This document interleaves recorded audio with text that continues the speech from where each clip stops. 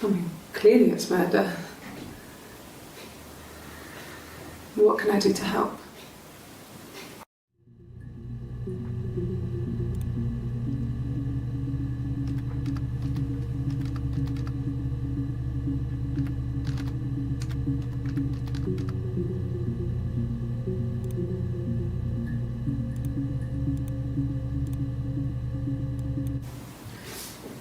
Yeah, that's me.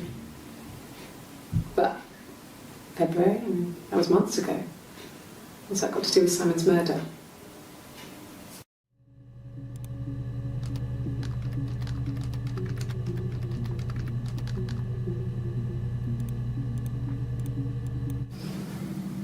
I didn't murder Simon.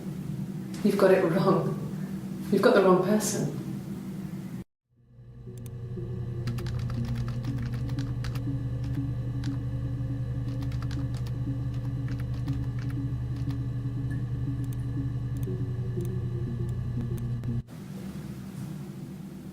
I'd like to speak to a lawyer now. Please. You have no murder weapon. You have nothing. And all these stories we've been telling each other, just that. Stories.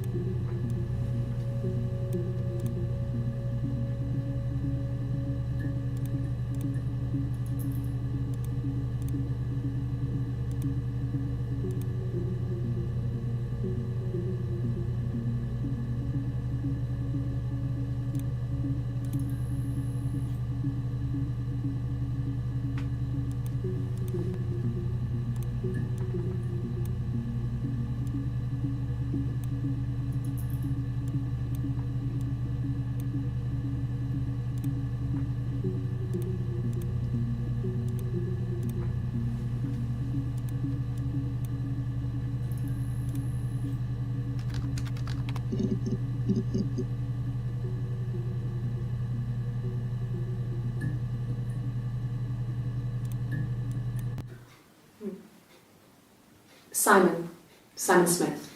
He works at Ernst Brothers Glass. They do windows, all kinds of glass.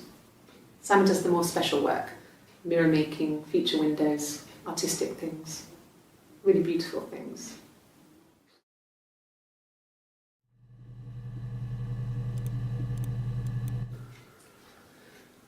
Simon is 6 foot, darkish blonde hair, average build. He's clean shaven. If his beard grows, it goes ginger, so he shaves it. I mean, not that there's anything wrong with ginger hair. I bought a photo instead of spring photo. This was taken last year on holiday in Rome. It's the best one I have.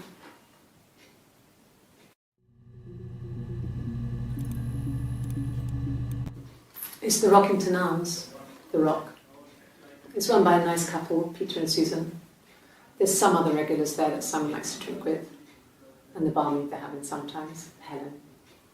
Peter said Simon had been in and had a few drinks.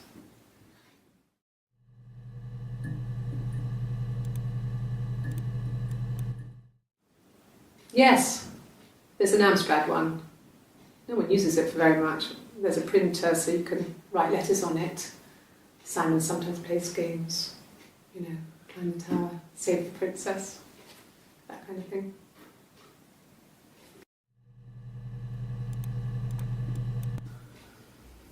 Simon isn't the type to run off or do anything crazy. Someone must have done something to him, or there must have been some kind of accident. So what do we do next?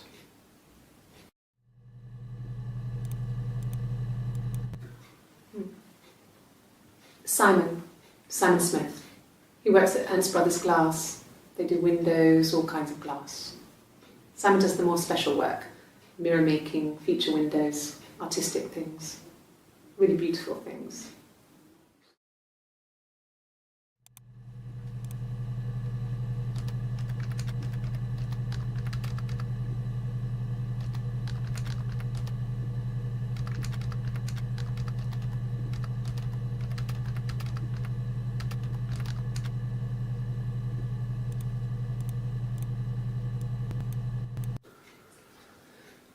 Simon is 6 foot, darkish blonde hair, average build. He's clean shaven. Simon is 6 foot, darkish blonde hair, average build. He's clean shaven. If his beard grows, it goes ginger, so he shaves it. I mean, not that there's anything wrong with ginger hair. I bought a photo.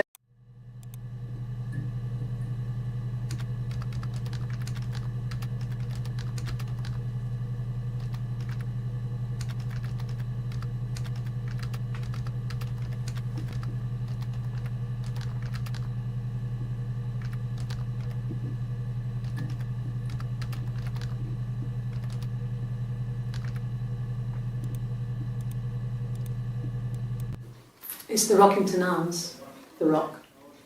It's run by a nice couple, Peter and Susan. There's some other regulars there that Simon likes to drink with, and the barmaid they're having sometimes, Helen. Peter said Simon had been in and had a few drinks.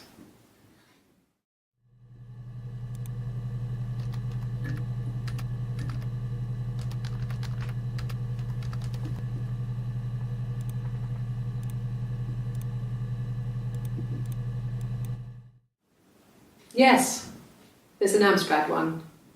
No one uses it for very much. There's a printer so you can write letters on it. Simon sometimes plays games, climb the tower, save the princess, that kind of thing.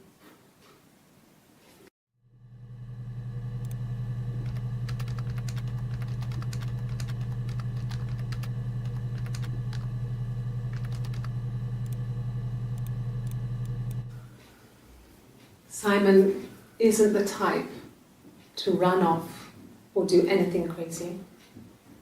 Someone must have done something to him, or there must have been some kind of accident. So what do we do next?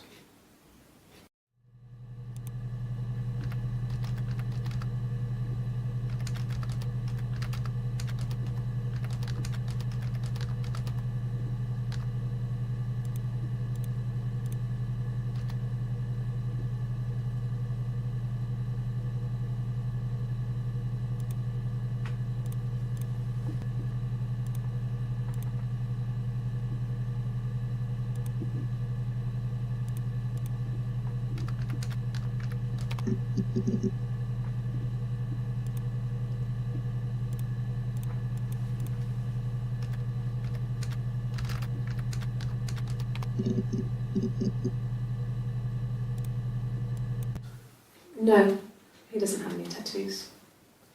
He has a scar down here near his stomach, past his hip. Cut himself with some glass. That was before, a long time ago. He looks just like the photo. He's not got his glasses on here though. He takes them off for the camera. But he needs them to see properly, He has to read a newspaper or a menu in a restaurant. Not books so much, or watching TV. He likes TV.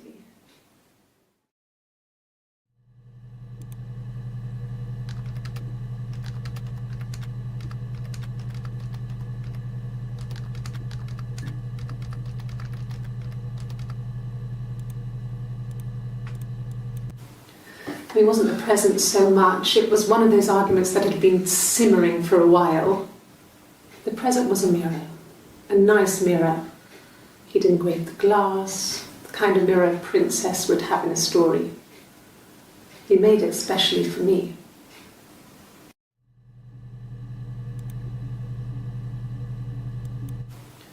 It wasn't the present so much, it was one of those arguments that had been simmering for a while.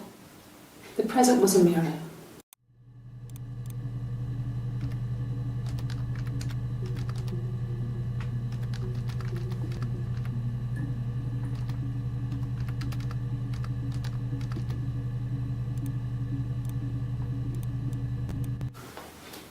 Well, on his clothes, that would make sense. He made it by hand.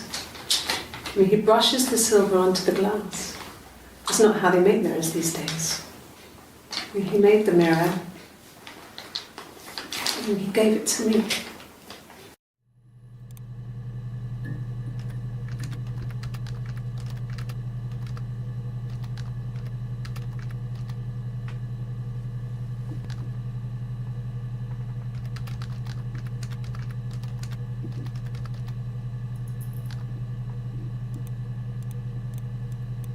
No, I've had enough coffee for today, thanks. Glass of water.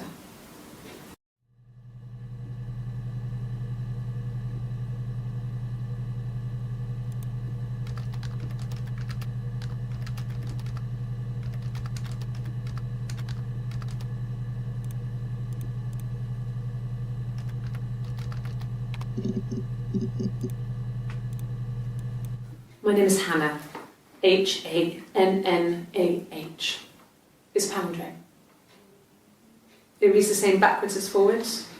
It doesn't work if you mirror it though, it's not quite symmetrical, but well, I mean, you get the idea. Sorry. Hannah Smith, I live at 31 Gladstone Street.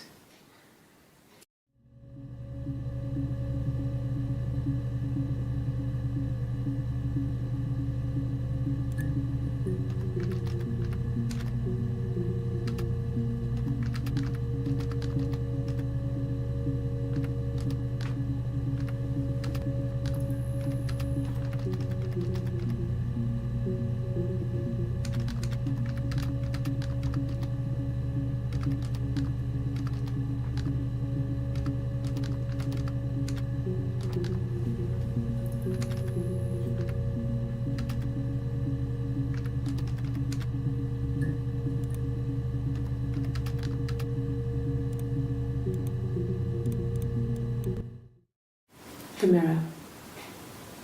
I can't remember. I put it somewhere safe. Upstairs, I think. I haven't looked at it since.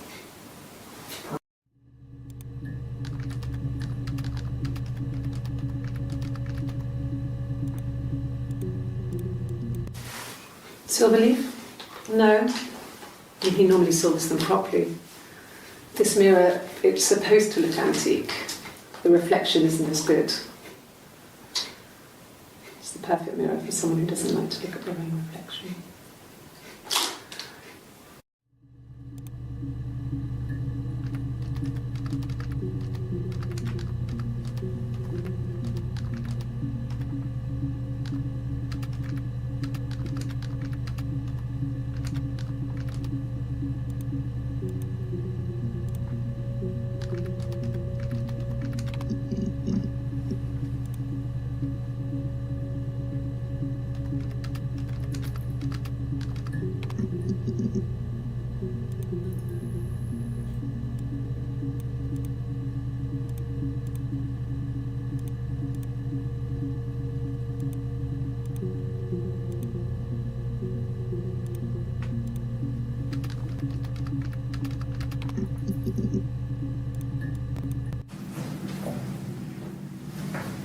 He saw me singing one of my shows, pure chance. Not sure I remember what he was even doing there. Afterwards, I had a drink at the bar and he came over and we got talking. I knew who he was. Obviously I knew who he was, but he didn't know who I was. He was fascinated by the likeness. He guessed my name from my tattoo. Told me it was a palindrome, like that would impress me. I enjoyed talking to him. It was amazing to be able to sit and interact and talk to him after all this time. He didn't tell me he was married. I'm not sure what he was thinking. He later told me it was like he was dreaming. A waking dream.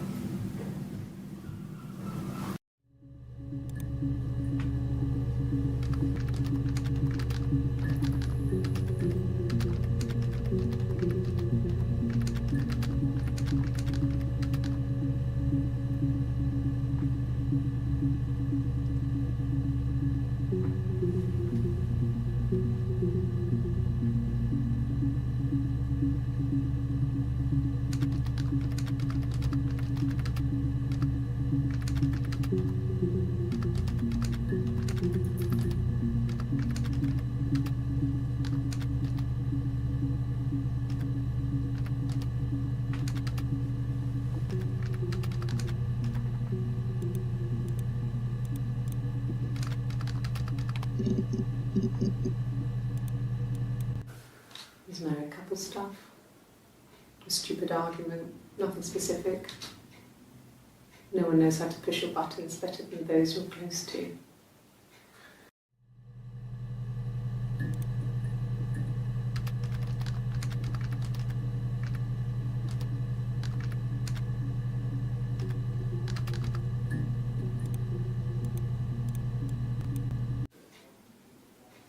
A long time.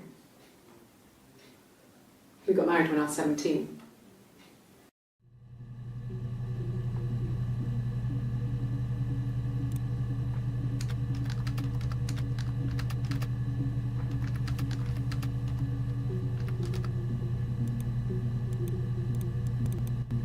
Childhood sweethearts. Something like that. Are you married, detective?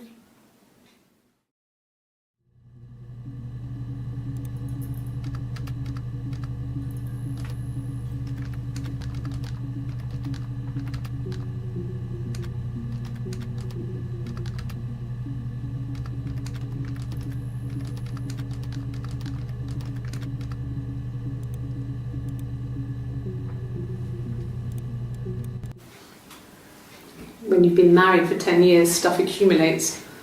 You could argue about anything. And he's so nice. That doesn't help.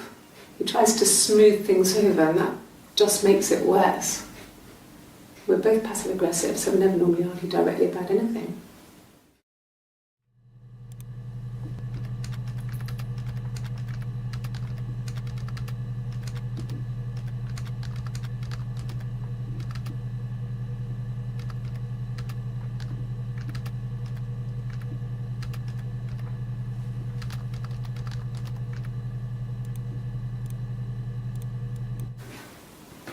I got pregnant. Both our parents had a big powwow. We weren't even in the room. And they decided we should get married.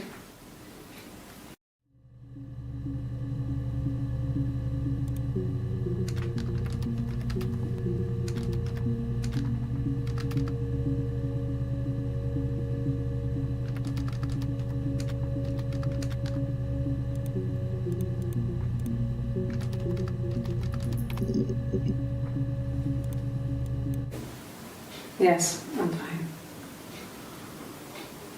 I won't be sick again. This happens some days. I'm pregnant. It's morning sickness.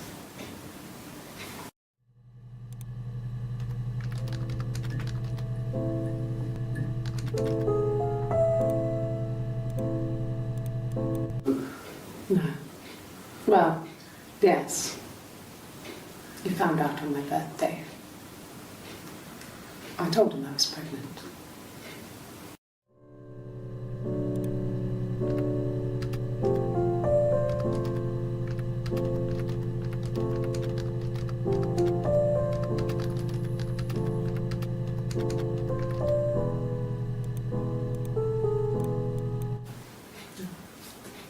It's Rapunzel.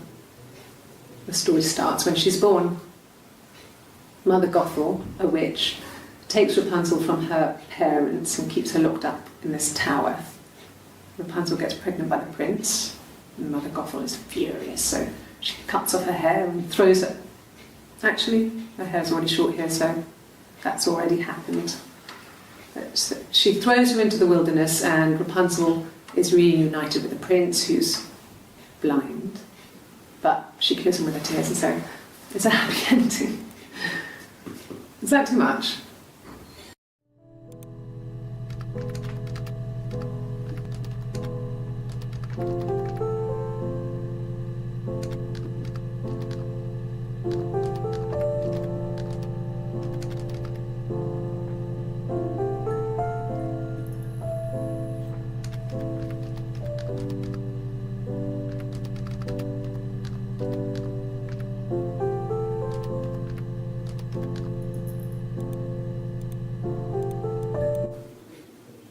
When I arrived in Glasgow, I was exhausted. The streets were empty. I was driving badly. And I hit a taxi. Not a big crash, just paintwork. The guy was so pissed off because I didn't have a driving licence on me. But when I told him I was pregnant, he made sure I got to the hospital so they could check me out. It was fine. The hospital must have details when I was looked at. There's a scratch on the car.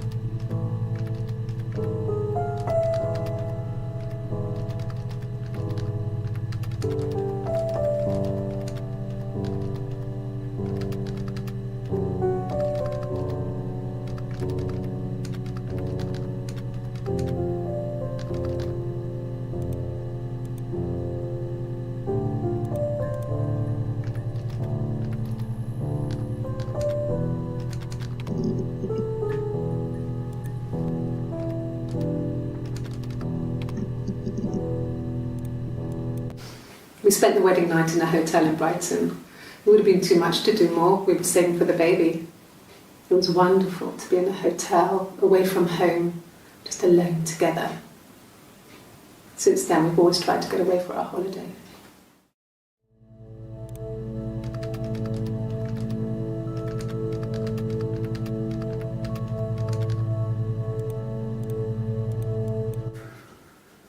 We couldn't afford our own place. Simon dropped out of school, went full-time at the Glaziers. That was Eric's generosity. We moved in with his mum and dad. They had a spare room for us and the baby, if it came. It was a nice change, time to myself, living there for those months, full of hope.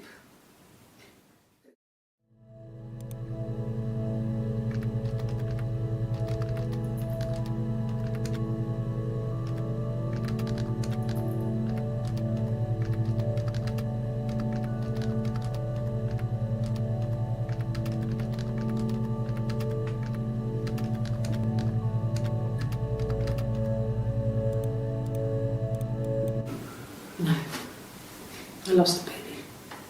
I had a miscarriage at 8 months. We carried on living at Simon's parents until, well, it was only a few months after.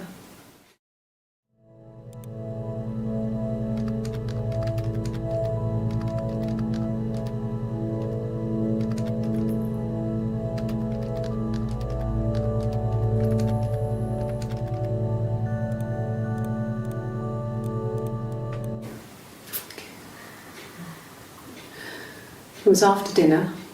I'd spoken to Simon's parents on the phone. I looked up for an early night and I suddenly had this thought. I think it was something his mum had said. She'd been speaking about old stuff, sad stuff, about when we lived there, about the baby. There's some boxes in the cellar, nursery stuff we never needed, and I never had the heart to throw out. And I suddenly remembered that when I'd looked down there the week before, those boxes, that pile was in the wrong place. I went cold all over. I went down there with a torch and went straight to the back, and that's when I saw the bin bags. Pulled them open, saw the body. I screamed, and that's when I called the police.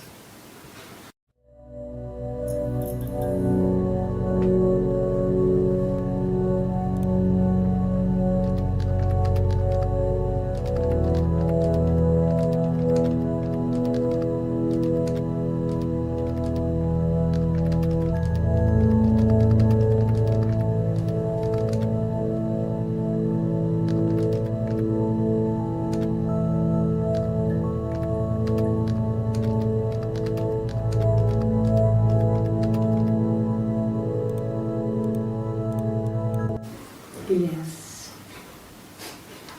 It was a shock to him. I mean, we never thought it was possible. I don't know what he... I mean, I hadn't decided whether to keep the baby. I wasn't really ready to talk to him about it.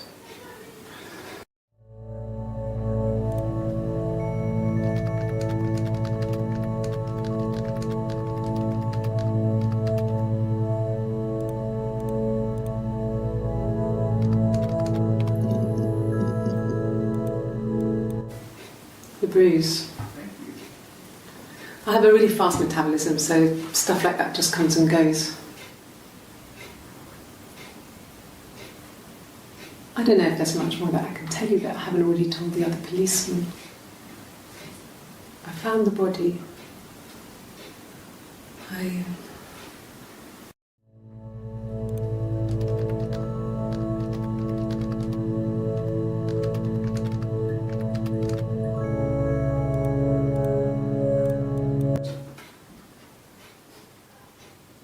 His body didn't look real. And his throat, it looked like his throat had been cut.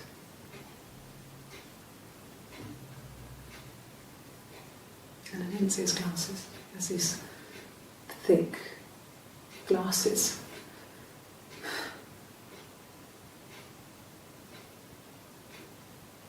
It doesn't always work.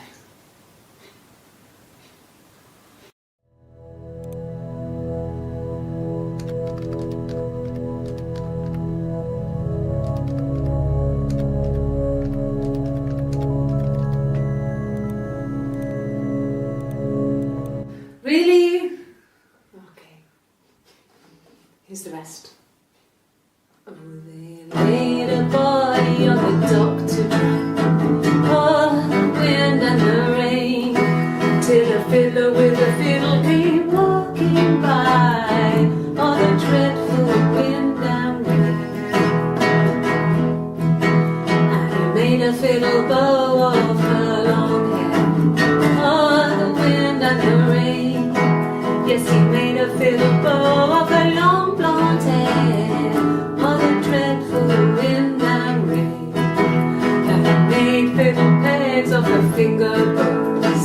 Oh, the wind and the rain.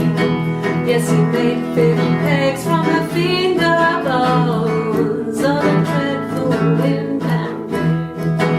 And he made a fiddle out of her breastbone. Oh, the wind and rain.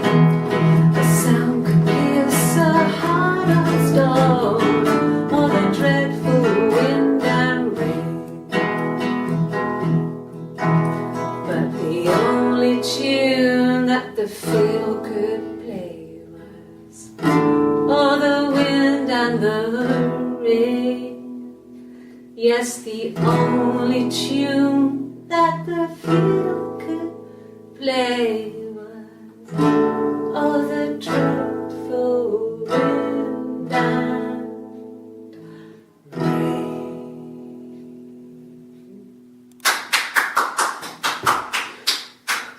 Anything you sing may be used as evidence against you.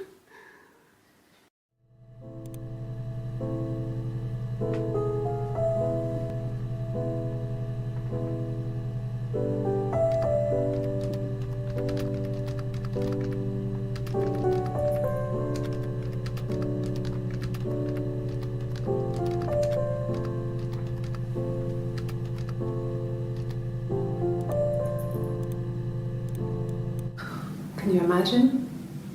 I tried. I tried to get pregnant too, but it didn't happen. I slept with so many boys, men. My body refused. I think my period stopped because hers had. I was pretty ill. I mean, how could we stay the same now? I felt like Hannah had really fucked things up. Set us down separate paths. We had become different.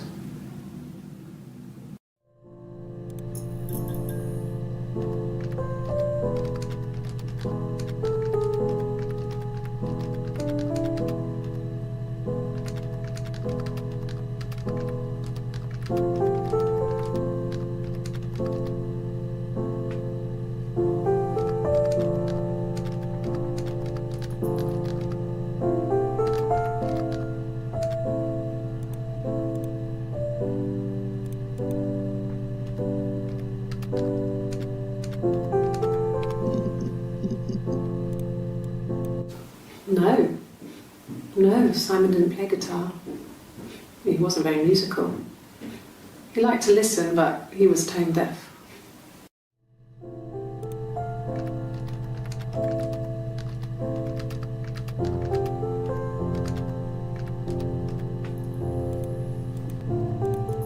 Yes. Yeah, it's my guitar.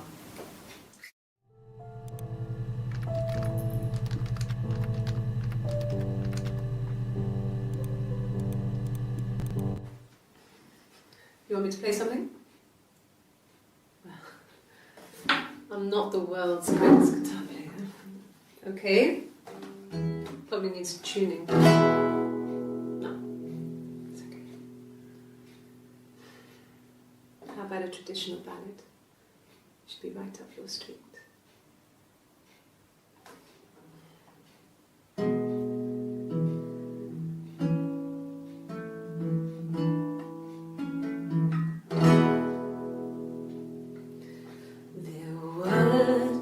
Sisters came walking by the sea.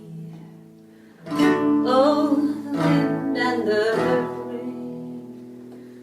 The eldest one pushed the other one in. Oh, the dreadful wind and rain. See, they both had a love for the captain's son. Oh, the wind and the rain, but he only cared for the youngest one. Oh, the dreadful wind and rain. Oh, the eldest envied her sister fair. Oh, the wind and the rain, with a pretty little face and her long blonde hair. Oh, the dreadful wind and rain. So she pushed her in and held her down. Oh, the wind and the rain watched her as she slowly drowned. Oh, the dreadful wind and rain.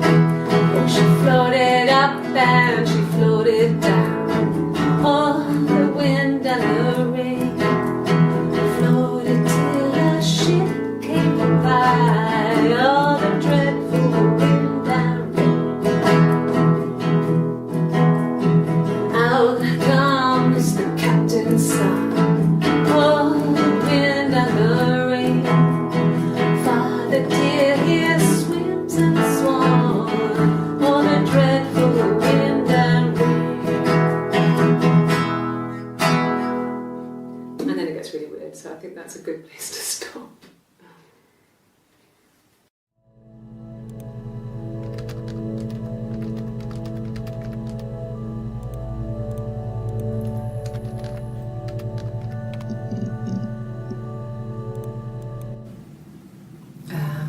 When she went home, Simon had a birthday tea waiting.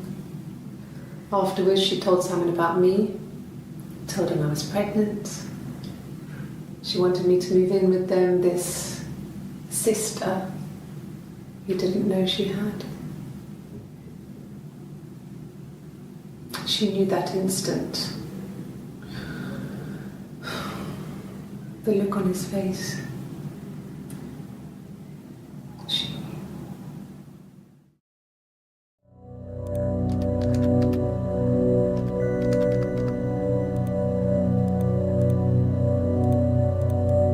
She sent him out the house, kicked him out, called me up, crying, and I went round. I guess I had a feeling I could hear something was wrong in her voice, but I wasn't sure what it was. She called me sister on the phone. She never calls me that.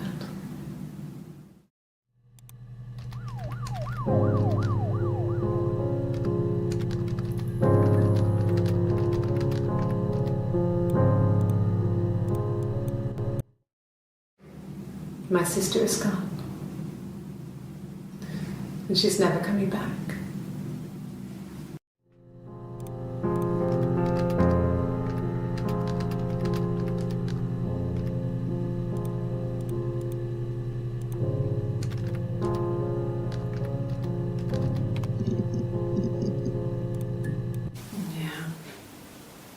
They'd gone to bed feeling ill, thinking it was flu or something.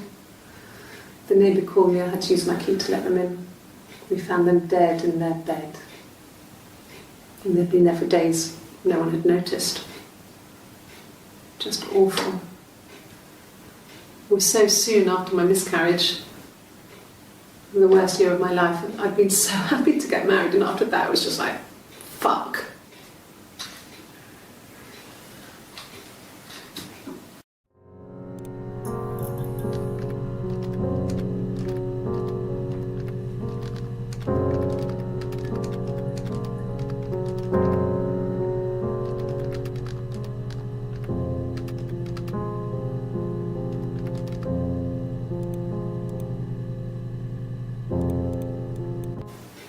That's all that matters really, the baby. Simon's dead, but the baby, that's how he will live on. Our baby.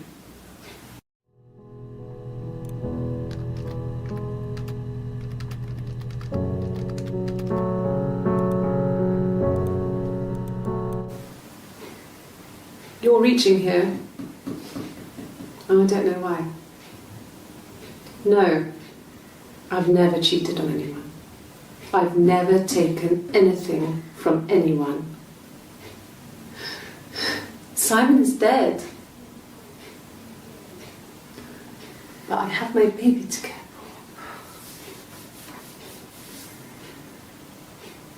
for. Why are you trying to make me sad? Why are you so obsessed with sex and affairs? You cheated on your wife. Is this your thing?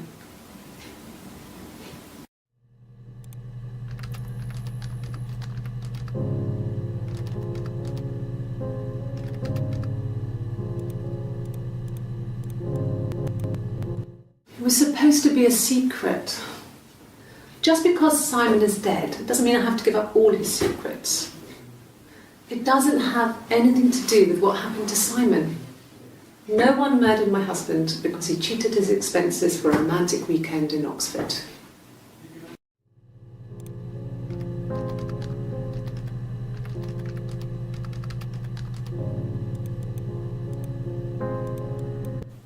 Rehearsed? You ask me the same question, you'll get the same answer. Is that your evidence? Of course I thought about what happened then. It's all I've thought about. My husband is dead.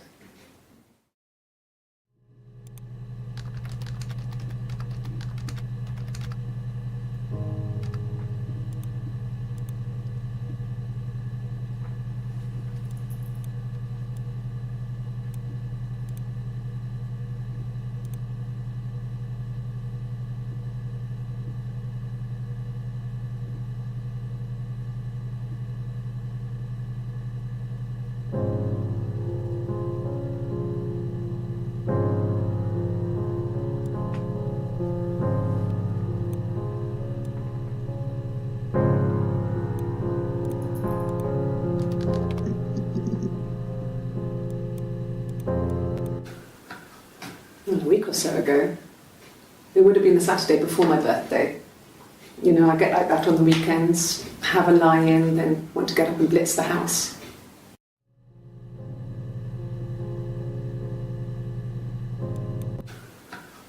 Well, a week or so ago. It would have been the Saturday before my birthday. You know, I get like that on the weekends, have a lie-in, then want to get up and blitz the house.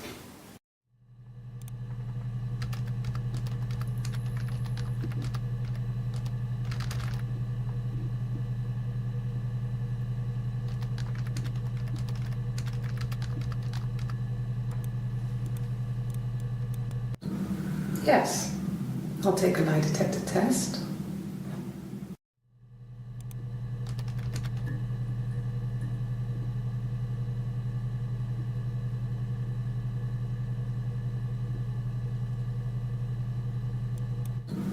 Yes, I'll take a lie detector test.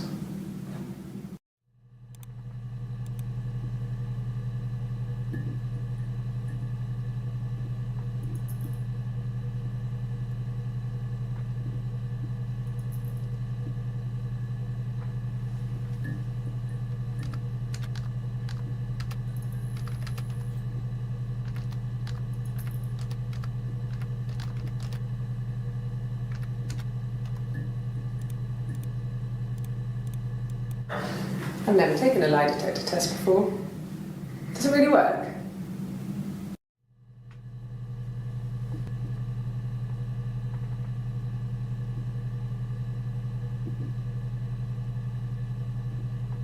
I've never taken a lie detector test before. Does it really work?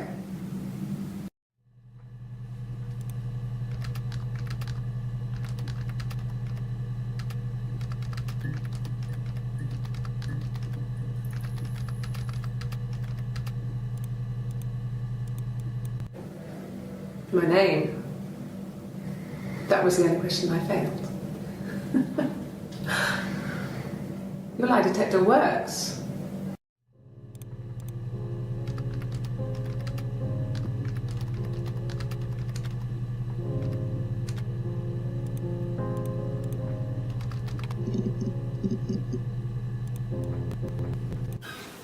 I would have been a good mother. I was young, but I would have been a good mother. She was a girl, by the way, the baby. We were going to call her Sarah. Simon wanted to call her Ava after his nana, but I didn't want her to have a symmetrical name.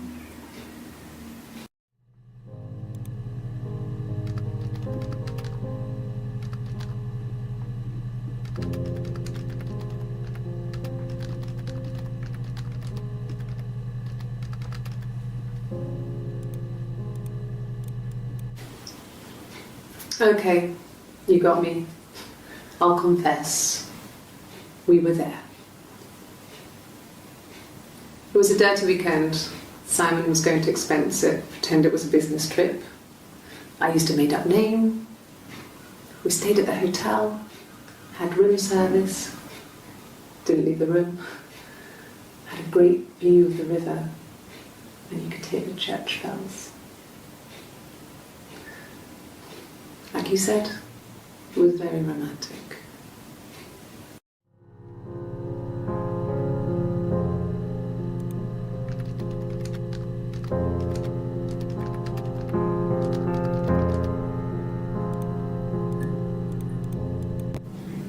Yes, my name is Hannah Smith.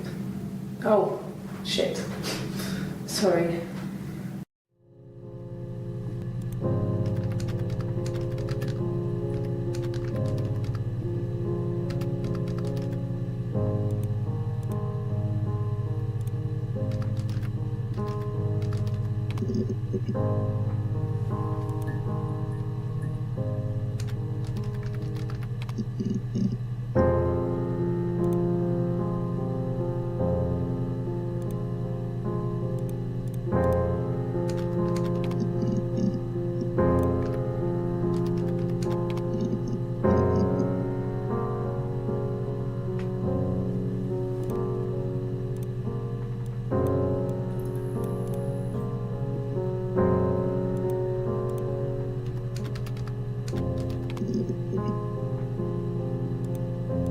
I got in the car and I drove.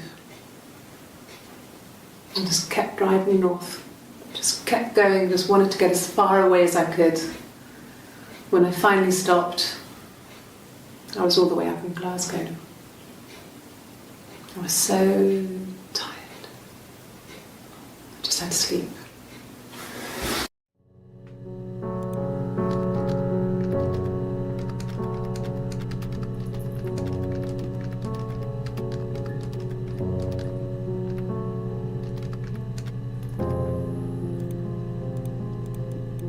Yes. I got to Glasgow, I was exhausted, so I pulled over and slept in the car. I woke up because a rubbish truck went past. I got some petrol, bought a coffee and a pastry, tried calling someone from the payphone, and then headed back.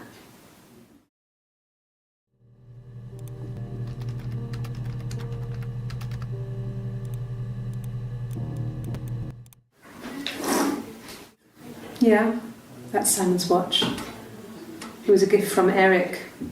He got it this year. It was a wedding anniversary gift. Steel. It would have been Diane who chose it. She has really nice taste. That time, it must eliminate me. I was in Glasgow then.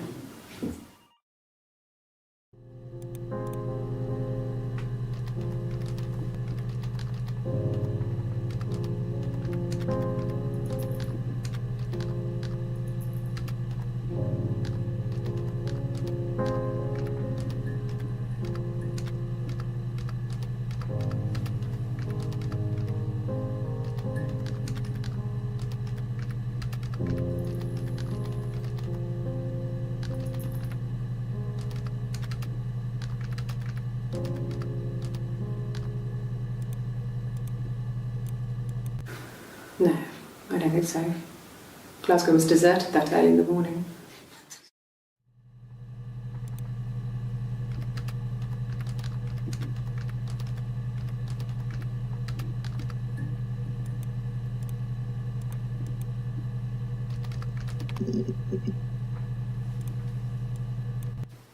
He was wearing a shirt, it's a blue turtleneck shirt and jeans. He has a watch, it's a really nice one. That was a gift from his boss, Eric. He had his coat, a long grey duffel coat, like Paddington Bear. He would have taken that with him, it's not in the house.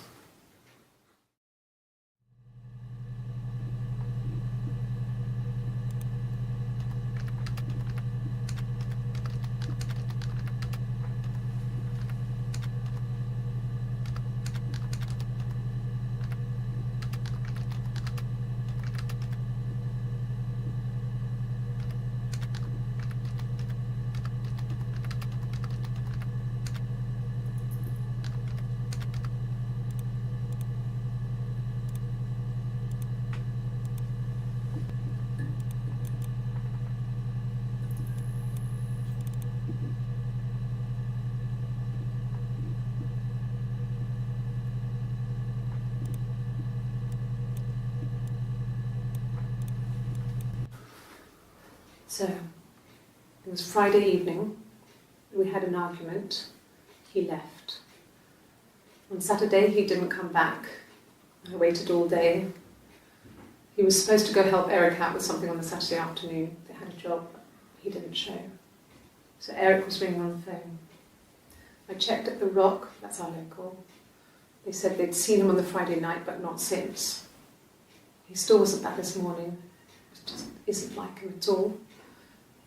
Still not back by dinner time, it's getting dark again, so I decided to come and see you. His parents haven't heard anything either.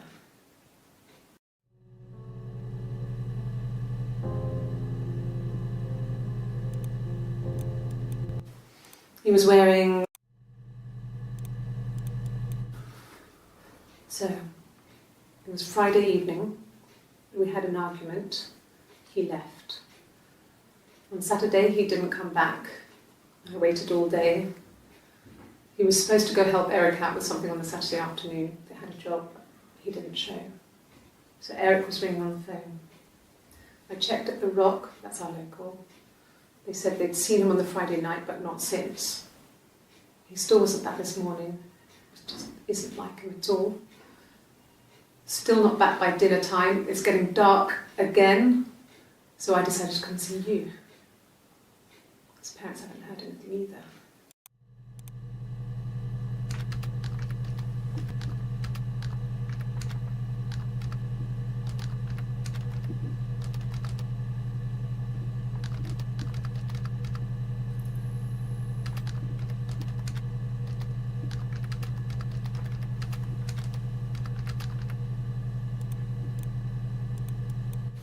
Yes, there's a car that we share, a Cavalier, and a van he uses for work.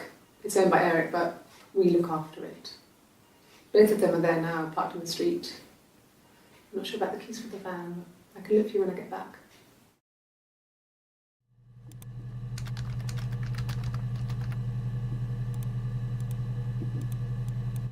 Yes, that would be in his wallet. It's a Visa, a silver one. He doesn't like to spend money he doesn't have, so he usually pays with cash, but Eric convinced him to get one.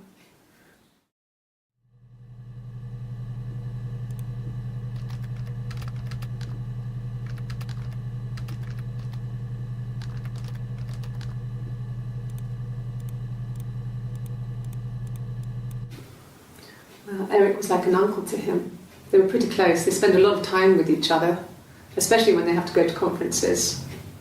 Have you met his wife, Diane?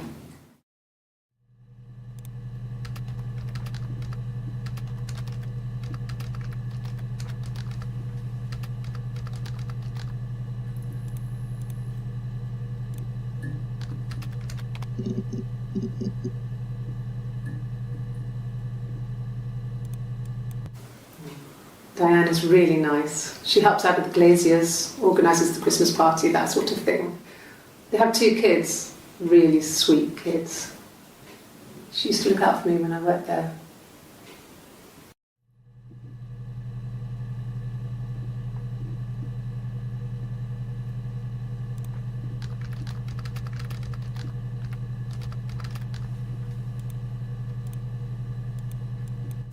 Not really. He would go to the pub. He had his drinking buddies there, but no one ever really came back to the house. Sometimes Eric, his boss, and his wife would come over for dinner. That would be us returning the favour. Diane is a really good cook, into her trendy ingredients. And the last time Simon cooked something off MasterChef, he got the recipe off CFAX, and I did my Lloyd Grossman bit, commenting from the sidelines. I had to find fennel from the supermarket. Have you ever eaten fennel?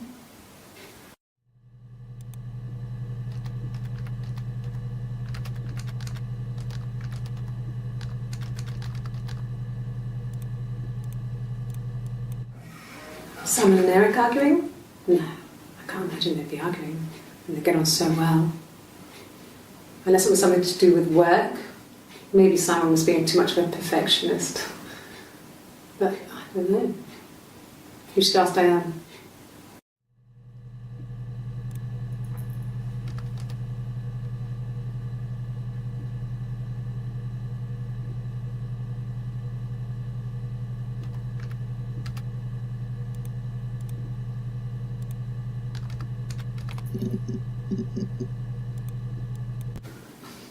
I got a job to contribute, you know.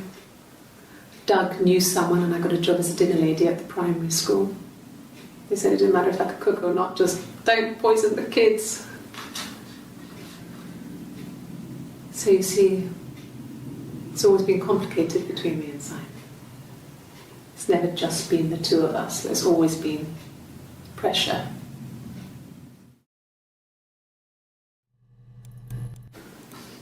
I got a job.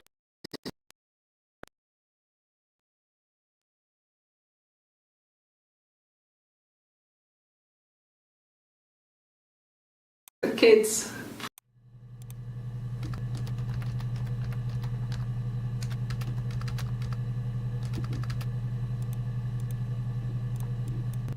Well, there you go. How many kids?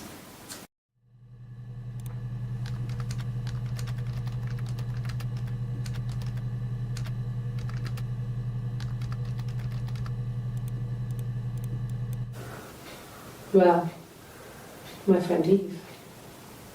I mean, she was a friend from when I was a kid, and she was always more popular with the boys, and I used to hate her for it. I mean, really hate her sometimes.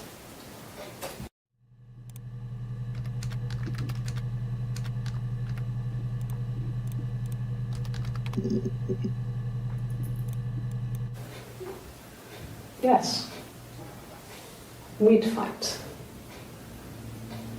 We fought on the beach once, and I held Eve's head underwater.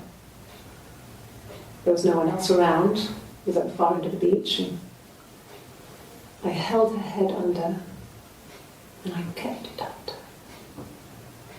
And for a moment, I just wanted to kill her and watch her drown. But that was it. It was just a moment. We made up after. It was a love-hate relationship.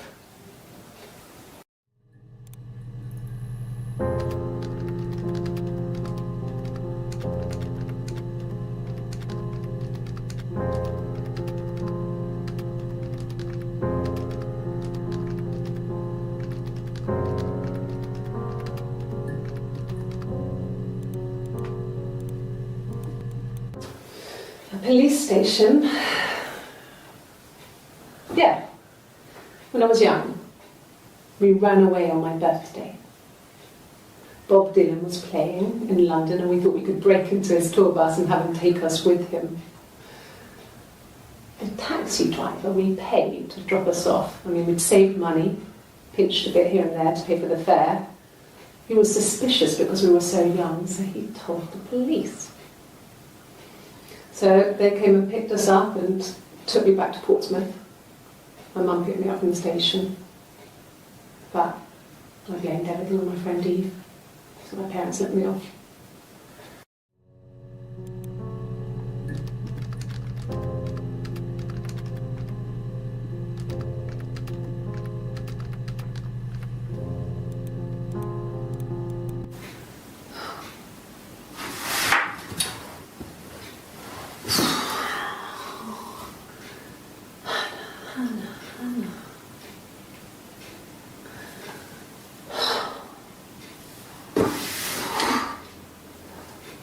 What are you doing talking about Eve?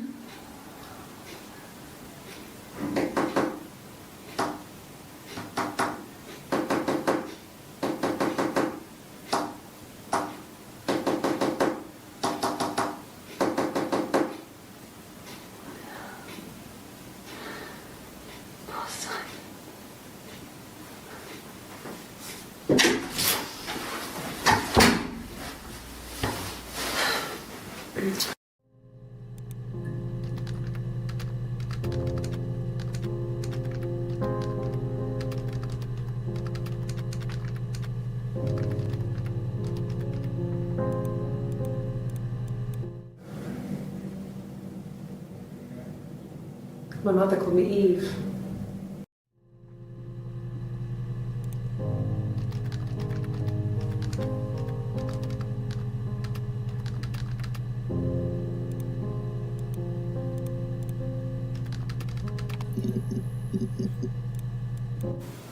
Okay. There's a girl and she's staring out of the window. She's sad. She's trapped. She's here. She's looking out the window because her mother won't let her out.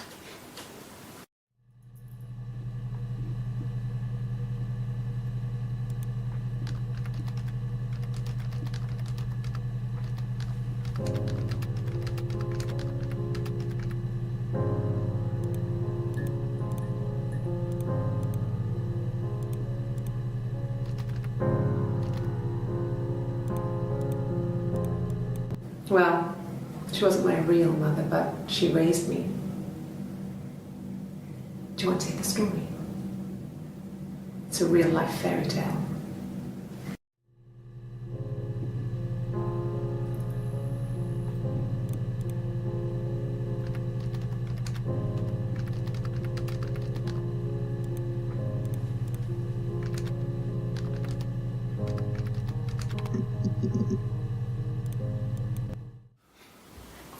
Sorry. The picture, the way it's drawn, just reminded me of the books we used to read as children. I read those fairy tales over and over, and they were so real to me. Rapunzel was my favourite. My brain is just full of it. Are any of these in colour?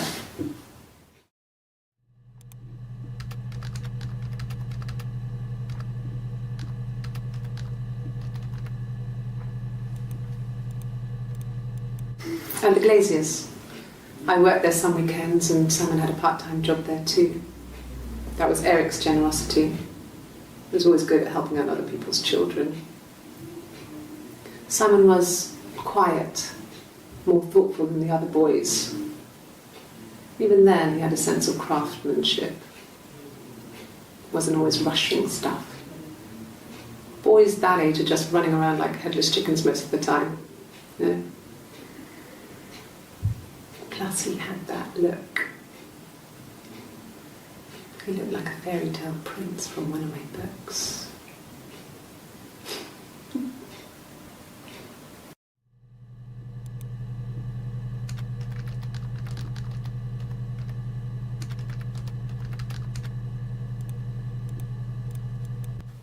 Simon never cheated on me. He was devoted to me, and I was devoted to him. Nothing in life is easy. We were good to each other. Life isn't a fairy tale. You do what you can.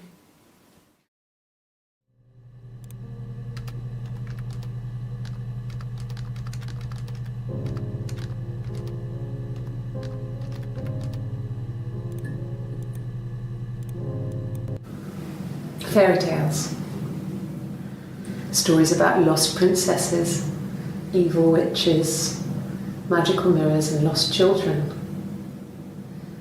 So you see, even before I knew the truth, I'd found it in those stories.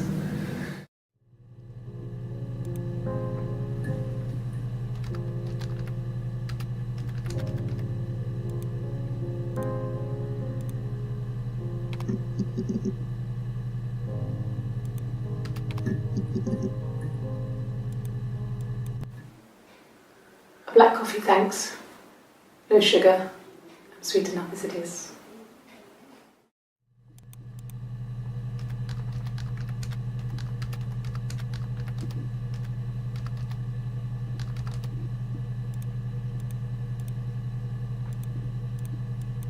A mobile phone? Yeah. Well, they have one for the Glaziers, but it's only for work. I can't remember the number. Oh, it's in the kitchen. I saw it plugged into its charging cradle.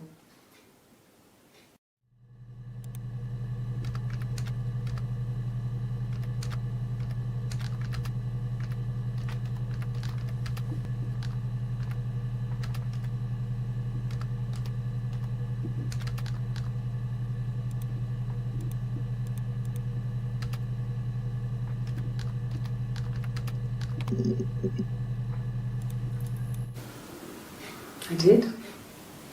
Well, we met when we were 17, both working at the Glaziers.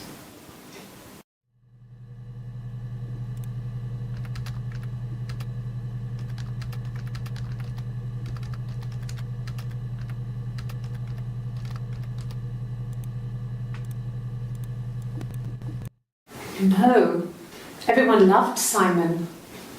He's a Glazier, he doesn't have much money. I mean, I don't know.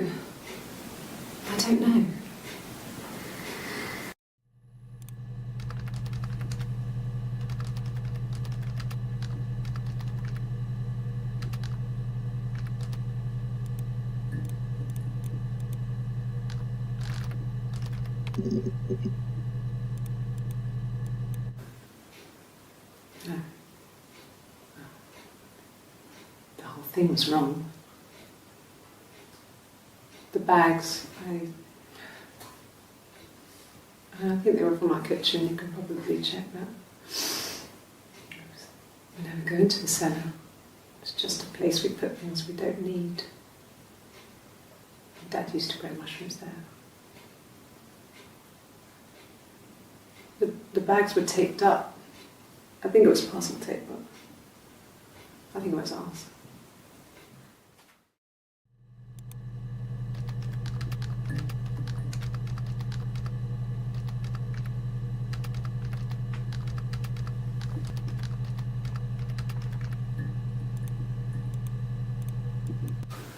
When will the police let me back in the house? And they let me take a bag of clothes with me, but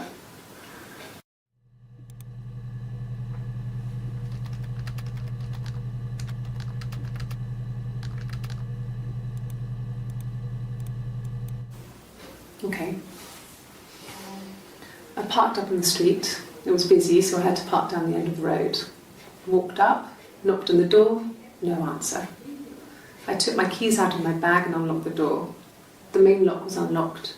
You can tell because the key doesn't turn when you try to turn it to the left. I walked in. Simon's coat wasn't on the peg. I couldn't see his shoes in the shoe rack. I shouted out.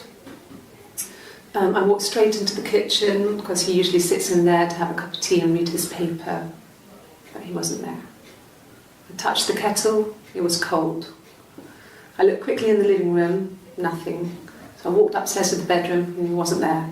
I didn't search for him because it was pretty clear he wasn't there. I had a shower. The phone rang whilst I was in the shower. I didn't answer it. I think it was Eric. Then I was just exhausted. So I lay down on the bed and I fell asleep, though I didn't mean to. I woke up a couple of hours later and I was surprised to see no one in the bed next to me. And then I remembered where I was and what had happened. That's when Eric called again. This time I spoke to him. Then I called Doug and Eleanor. And then I decided to come and see you. Eleanor? Okay. I called Doug and Eleanor.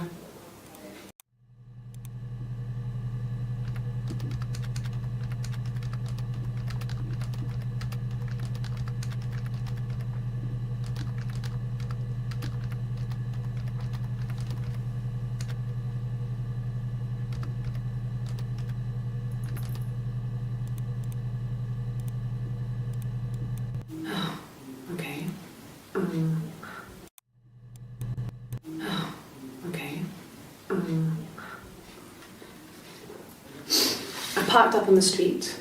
It was busy, so I parked down the end of the road. I walked up to the house. I knocked on the door. No answer. I took my keys out of my bag, unlocked the door. The main lock was unlocked. I could tell because the key wouldn't turn when I tried to turn it to the left. I walked in. Simon's coat wasn't on the peg. I couldn't see his shoes on the shoe rack. I shouted out for him. I walked straight into the kitchen. He usually sits in there to have a cup of tea and read his paper. He wasn't there. I touched the kettle. It was cold. I looked quickly into the living room. Nothing. I walked upstairs to the bedroom. He wasn't there. I didn't search for him because it was pretty clear he wasn't there. Then I had a shower. Whilst I was in the shower, the phone rang. I think it was Eric, his boss. I didn't answer it.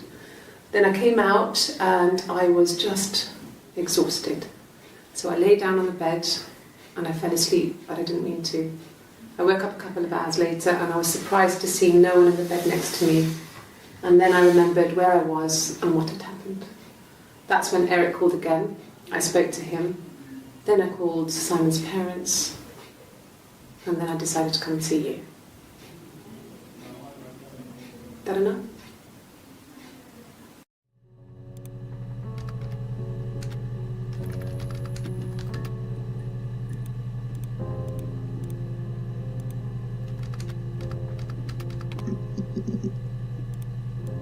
Yeah. I've been round to Doug and Eleanor's and they're very worried. I feel sorry for them.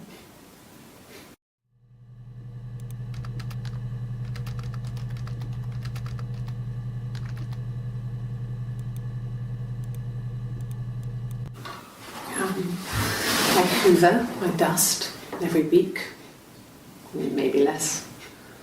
I once asked Eleanor how often I should dust, and she said, if people ask, tell them you do it once a week, but every few weeks is okay. I think she was just trying to make me feel better. I mean, when I was there, she was hoovering every day, ran an ordered house. You know how that generation is, putting on a brave front. She has secret stashes of cigarettes. Doug doesn't even know she smokes. When I was there, I saw her. She has these sort of porcelain vases, ornamental, next to the Reader's Digest books. Cigarettes inside. And she still has them. I mean, last time I was there, I looked in a vase. There was a fresh pack. I mean, all those years of marriage, and she still has a secret like that.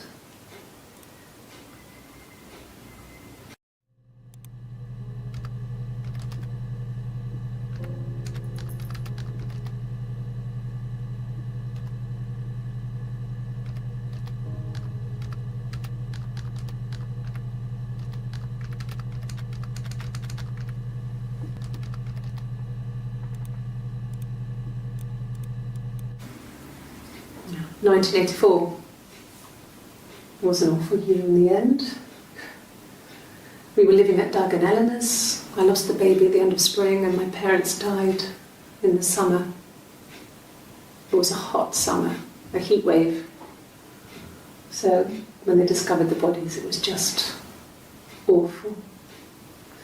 Because of the circumstances, them dying together like that, they brought in a lot of police. A forensic entomologist. I had to look that up. It was because of the heat. It's just awful.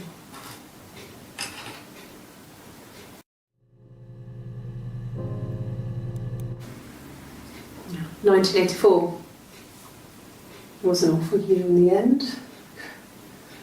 We were living at Doug and Eleanor's. I lost the baby at the end of spring, and my parents died in the summer.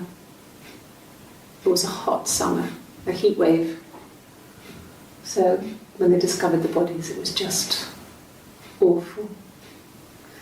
Because of the circumstances, them dying together like that, they brought in a lot of police. A forensic entomologist. I had to look that up. It was because of the heat. It's just awful.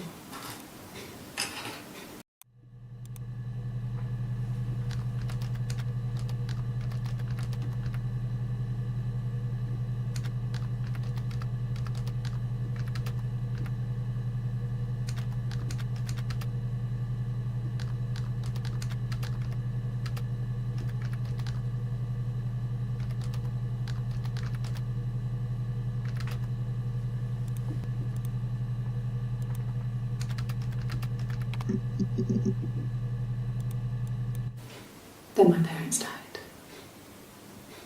It was the worst year of my life. A miscarriage, and then my parents.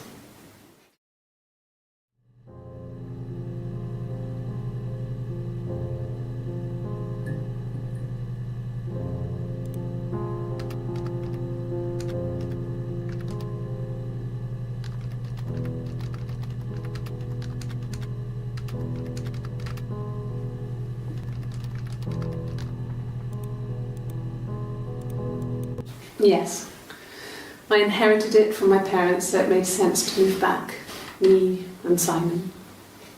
Felt like going back to old ways before the pregnancy.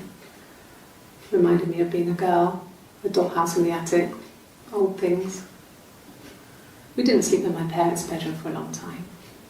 We decorated it as soon as we moved in, but it was another year before we started sleeping there.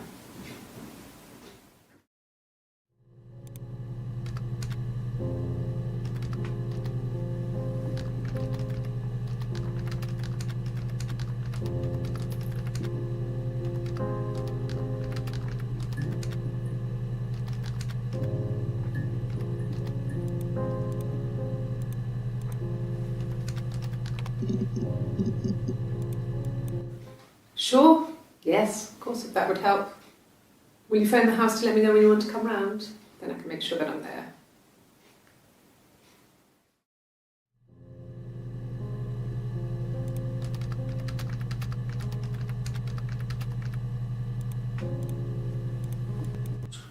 He has a wallet, a huge silly thing, leather, real leather, I think. He packs it full of stuff, business cards, receipts, lottery tickets. He always carries it in his back pocket. I think that's why he's got a bad back. He sets the discs. I haven't seen it, so he must have it on him. He always takes it out of his back pocket before, when he comes in, if he's in the house.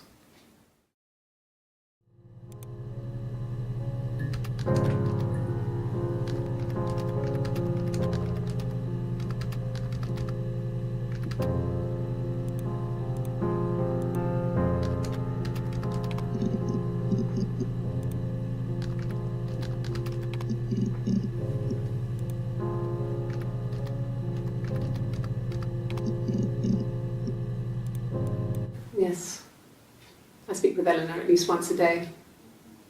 Not that there's anything much to say. It's more just...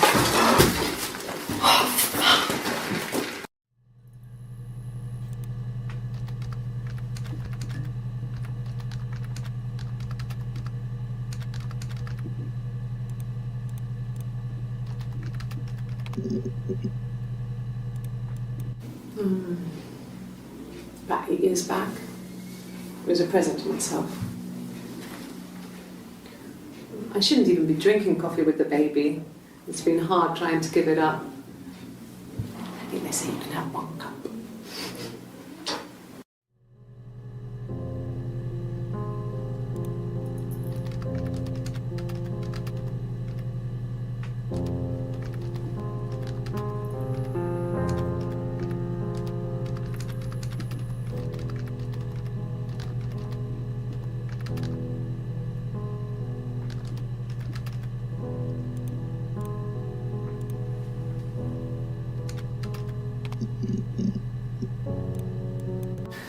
Could I have a cup of tea?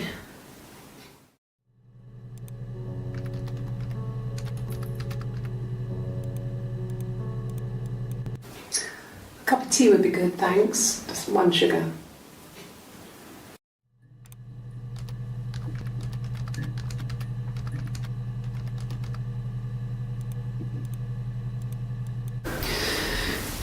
Maybe a fresh cup of tea?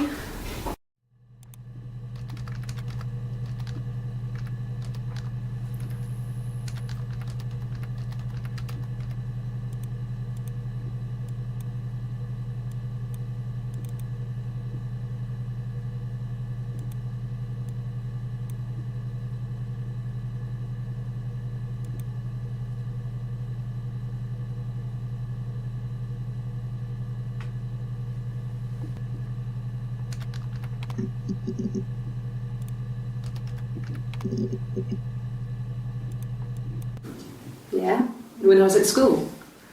I worked part-time in the front shop. It was sort of an extended family thing. My dad used to work there, my mum worked there before I was born. I took care of paperwork, filing, typing out invoices, that kind of thing.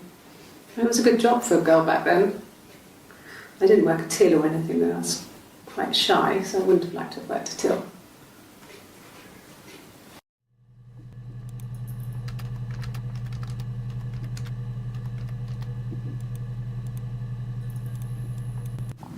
Mum and Dad had never had any reason to notice. They were always busy. If Hannah was eating a lot, they didn't mind. She didn't put on any weight. That girl has a healthy appetite. If they heard us talking in the attic, they just thought it was Hannah playing one of her games, and that Eve was our imaginary friend. Once, she was already up and dressed and ready to go to school, and I snuck down for a piss. Mum saw me in my underwear and she went mad. Get dressed this instant! So I ducked into our bedroom and seconds later out came Hannah, dressed and ready. My mum was amazed.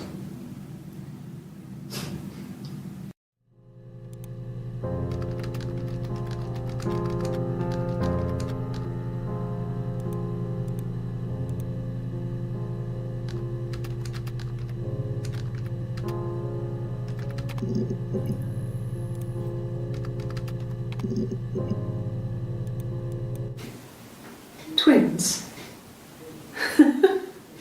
Really? Are you really asking me that question?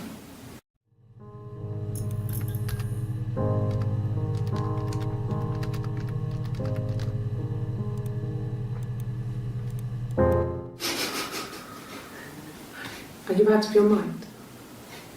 Twins?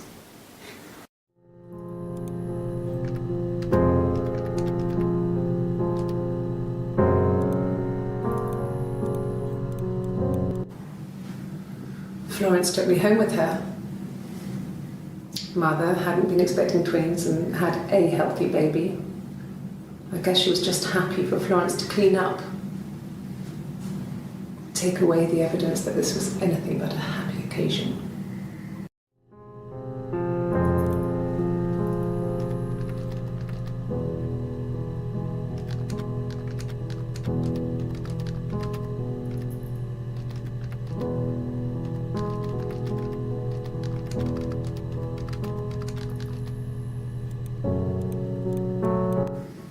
There were always princes and princesses. They were the special people, more important than the other characters in their stories. We knew we were like that. Twins. Magical. We were the princesses. We had a poster of Princess Diana from the newspaper up in our attic. Had a pride of place.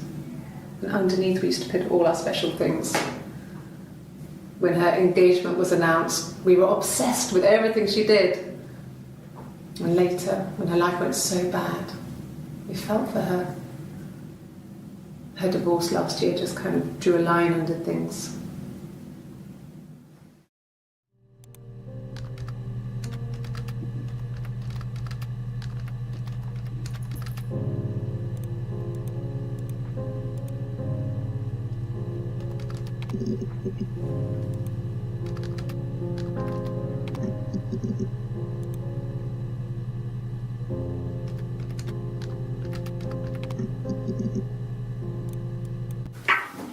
Let me see. Yes. I drove in here because I remember, well, I went over the river. And then there was a church. There. Yeah. And I probably parked. Well, I remember seeing a street sign called Princess Street. There it is. Yeah, so I'm pretty sure it must be this one. There.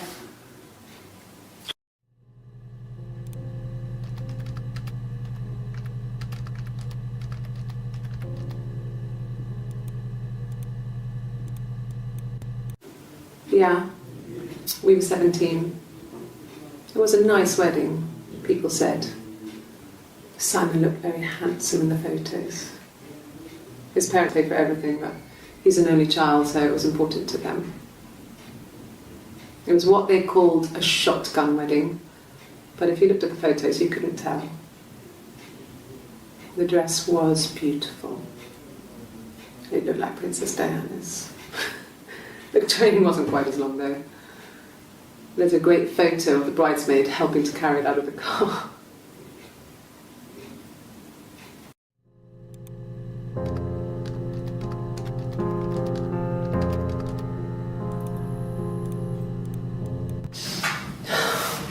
We were obsessed with fairy tales. Not just the pretty, pretty ones, but the traditional ones. They were dark and real, bizarre and violent. Felt like life. We had this huge old book that I think Mum must have bought from a library sale. The illustrations had thin tracing paper over them to protect them. They were in colour, shiny plates. At the front of the book was an index of illustrations. We read that more than the actual stories. We'd read aloud the captions and flip between the pictures. There was something intimate about peeling back the tracing paper and dressing the pictures. Rapunzel's hair is cut. The eagle plucks out his heart. The princess pricks her finger.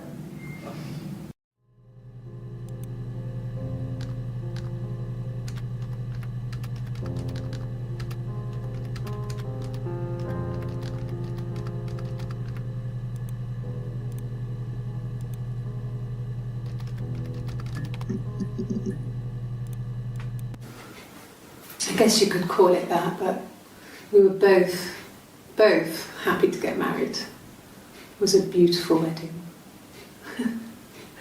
We had our first dance to Come Back and Stay. I'm not sure if that's a good wedding song, but I loved it. I chose it. I mean, it was genuinely our first dance. We'd never danced together before. It was probably awful to watch, but I enjoyed it.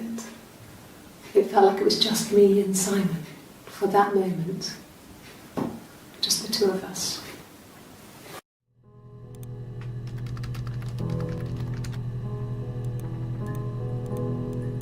No. The parents decided there would be a wedding. And after the wedding, Hannah moved in with his parents. There was no way I could follow. So we were separated again. I stayed in the attic. It was hard. It's like I suddenly didn't exist. I would sneak out, but in case anyone recognised me, I started wearing a wig.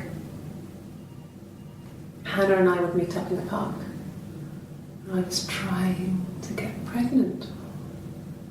But I couldn't. I mean, I couldn't do it with anyone we knew, so it was sex with strangers. Drunk guys I'd met in clubs, in parks and alleyways. I was 17. It felt like I was being punished. But it was Hannah who had betrayed us. I had to stop when one of the guys gave me an STD.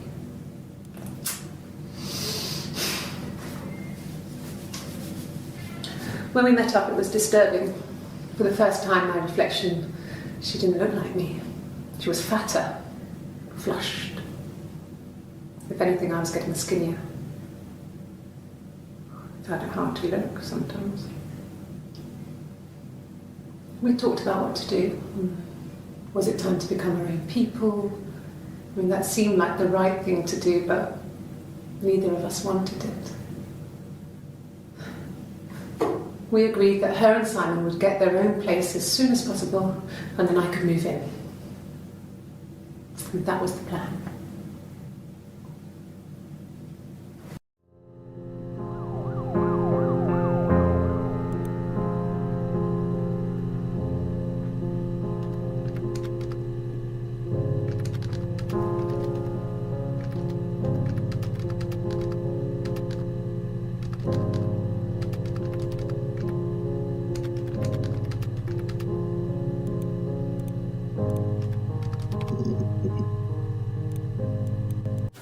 A wig?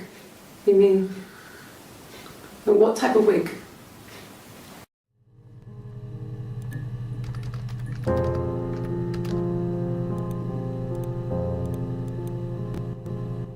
No, I've never worn a wig. What kind of wig?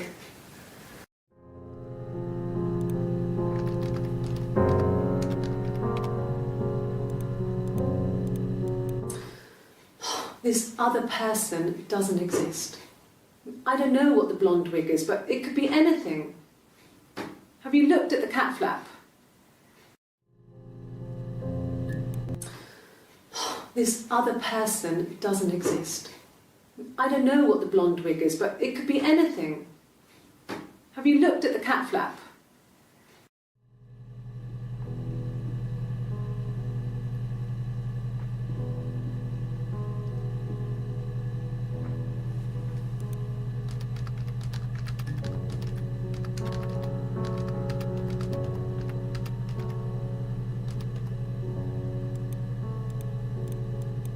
This was about 9. I went round and she was waiting for me. She was furious and so angry, the kind of anger you can only have towards yourself. We screamed at each other, argued, cried, we fought.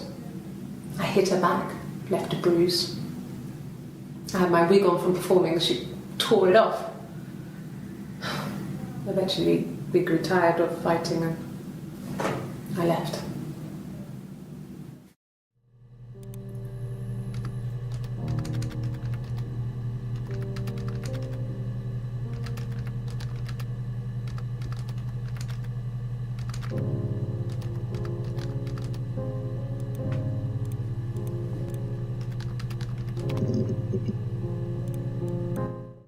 No. I think he spoke to Helen. She said he was upset about her argument, but I'm not sure what else he said. He likes Helen.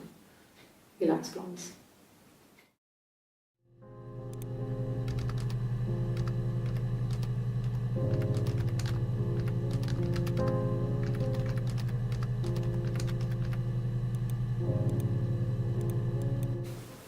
Could the hairs have come from somewhere else? I mean, could they...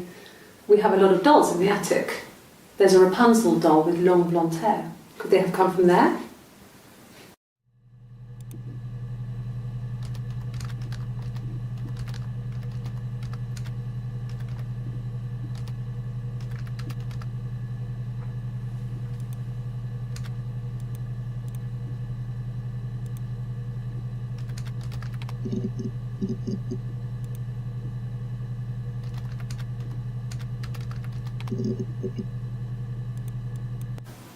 No cat. My parents had a cat before they died called Domino. It was this little black thing with white dots. And we never did anything about the cat flap, but if you were thin, you could maybe squeeze through it.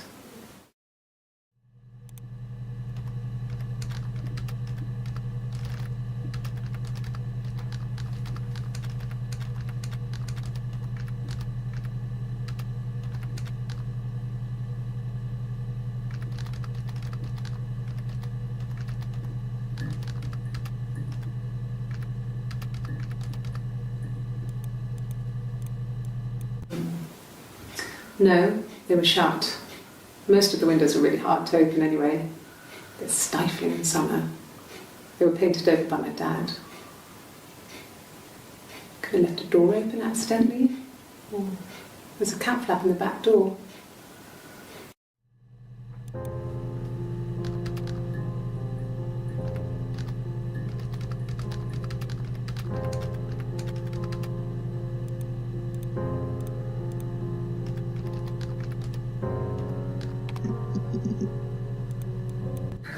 We loved our cat, Domino. He had this little bell around his neck to stop him from killing birds in the garden. And we used to write each other notes and put them in the bell, and we could send them to each other. Mum found some of the notes once, and she thought I was just writing to myself because our handwriting was identical. And we had our own words for things, so she didn't quite understand them anyway.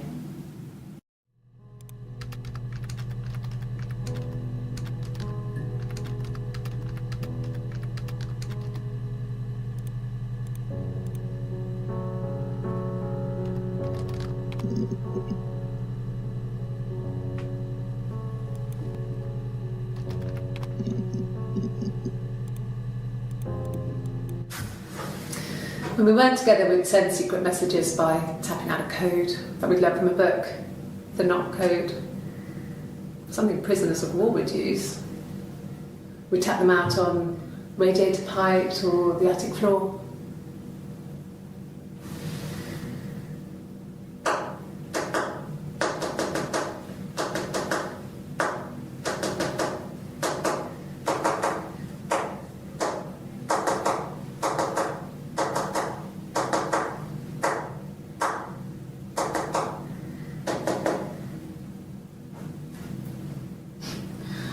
Dad thought we had mice, but they couldn't find any. Bought a cat anyway.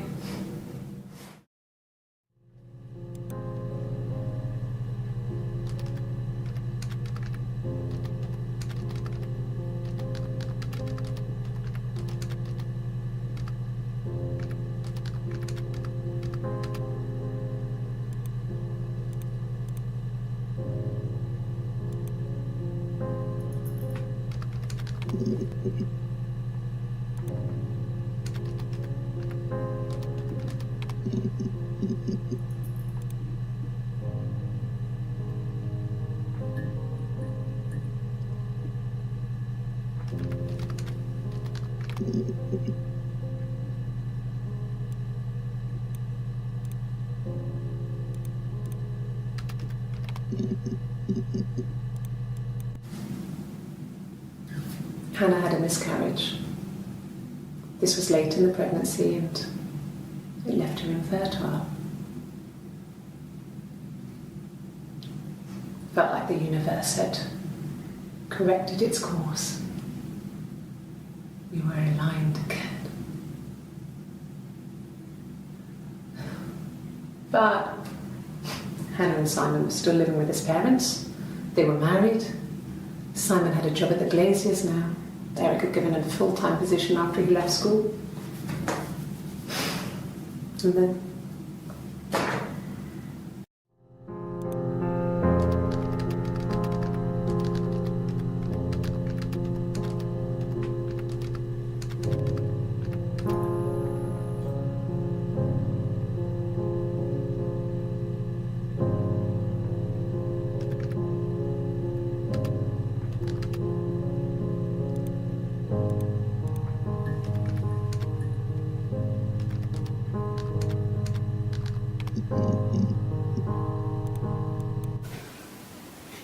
yeah. I mean, I was infertile. Thought I was. They told me I was infertile after the miscarriage because of complications.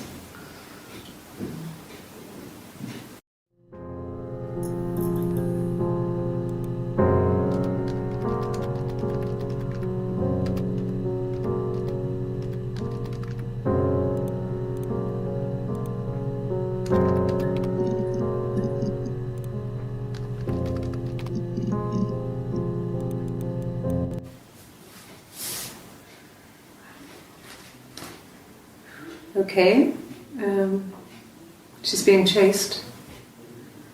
They're trying to catch her because she did something bad. I guess she broke the rules. Or maybe they think she did something bad. Maybe it wasn't her fault. She looks scared, not guilty. Maybe it was mistaken identity. Did they catch her there? I don't know.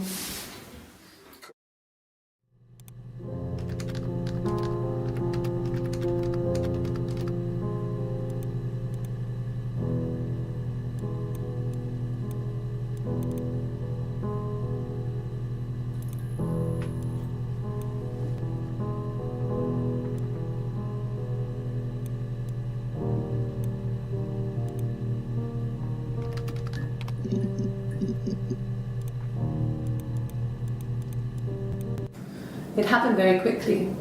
We hardly had to talk to each other. We agreed almost silently. The baby was what mattered.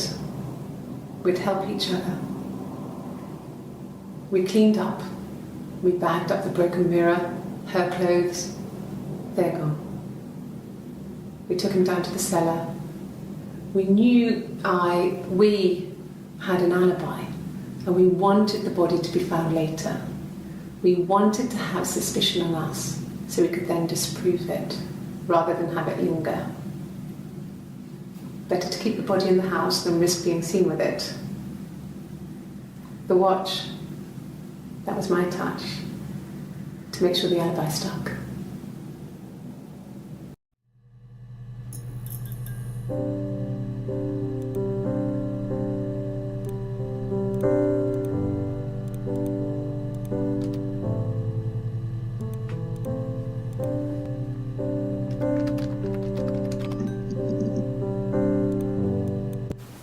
They said it was food poisoning.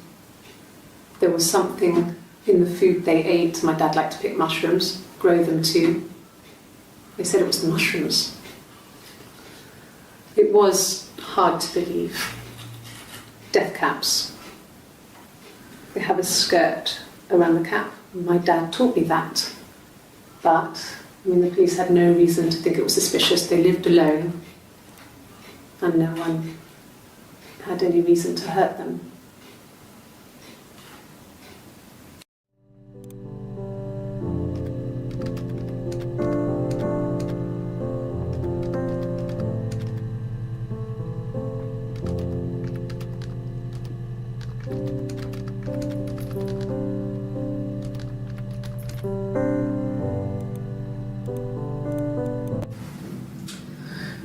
I was living in the attic.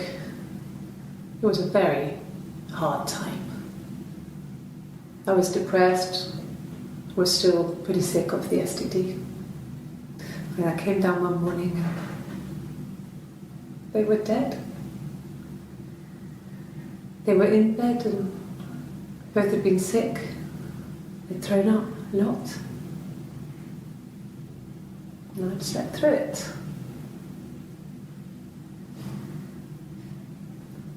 The police said it was the mushrooms they ate.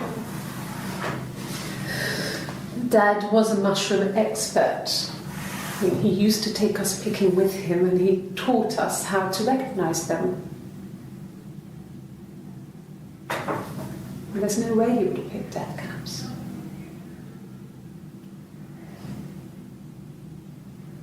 But the police believe that's what happened. They never even looked in the attic.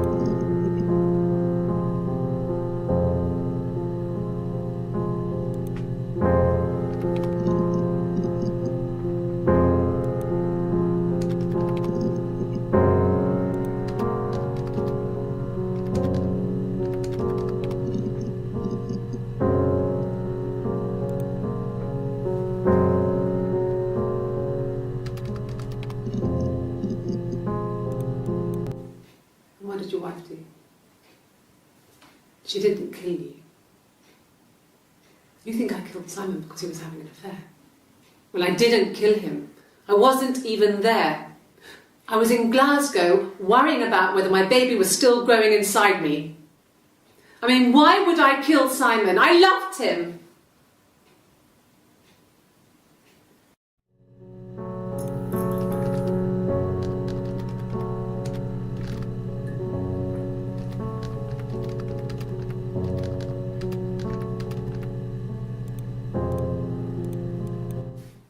What if they were crazy?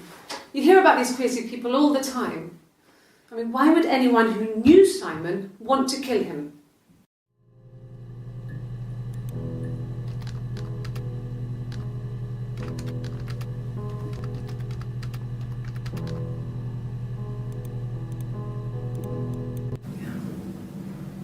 I'm not sure where the dollhouse came from.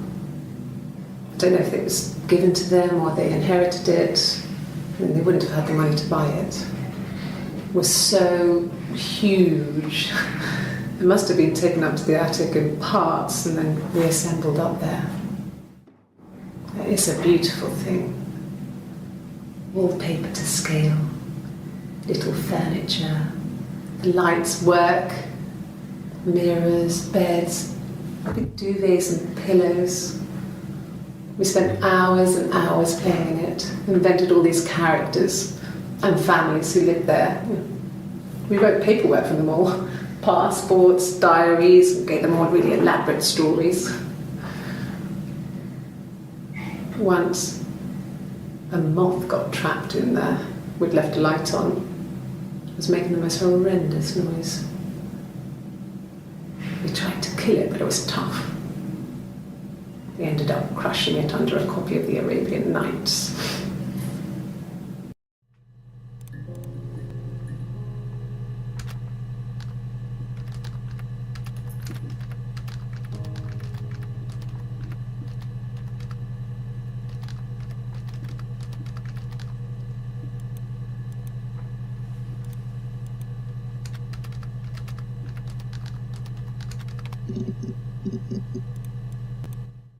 Yes, I read a lot as a child and watched lots of TV. Then the doll's house we still have in the attic. It's kind of a fairy castle. We used to play up there and make up our own stories.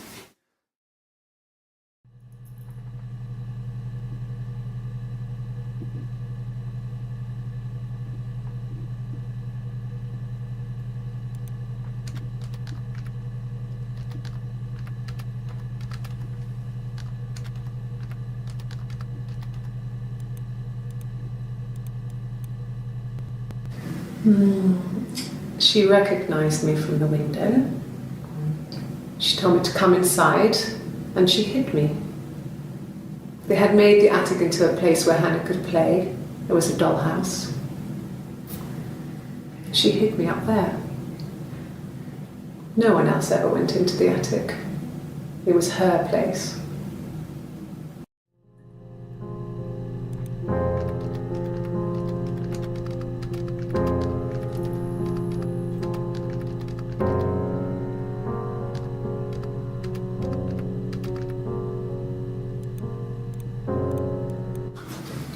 The legal stuff was completed very quickly.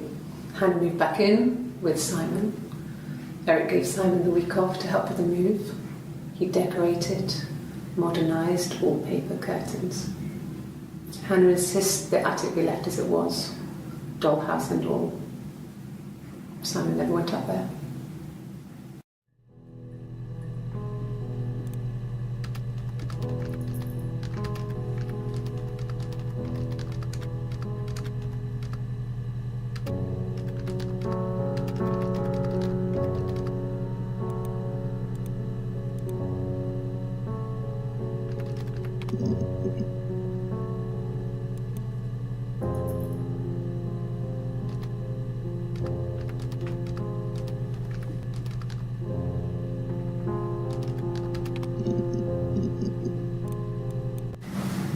Florence raised me in her home.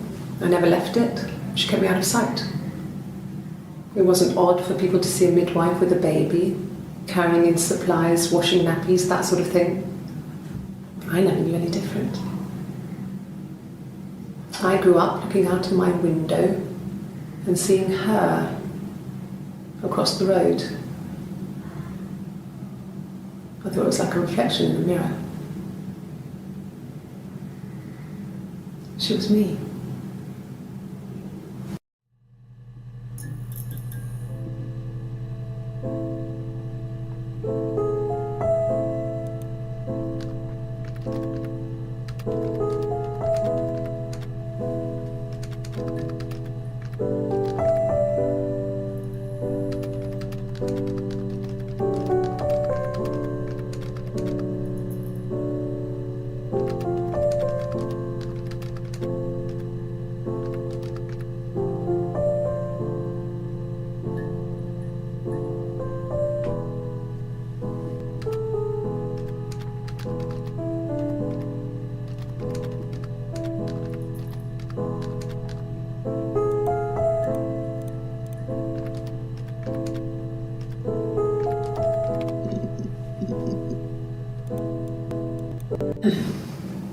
Yes. The first time we saw each other, it was strange. We both realised at the same moment, I think. We must have seen each other before, but there was this instant when we first realised it wasn't a reflection. The reflection was staring back. I think I was 5. It was my birthday. My reflection was wearing a party hat and waving. I knew what party hats were from books. And it suddenly occurred to me, today must be my birthday. I waved back and we just spent ages waving at each other and copying each other's movements.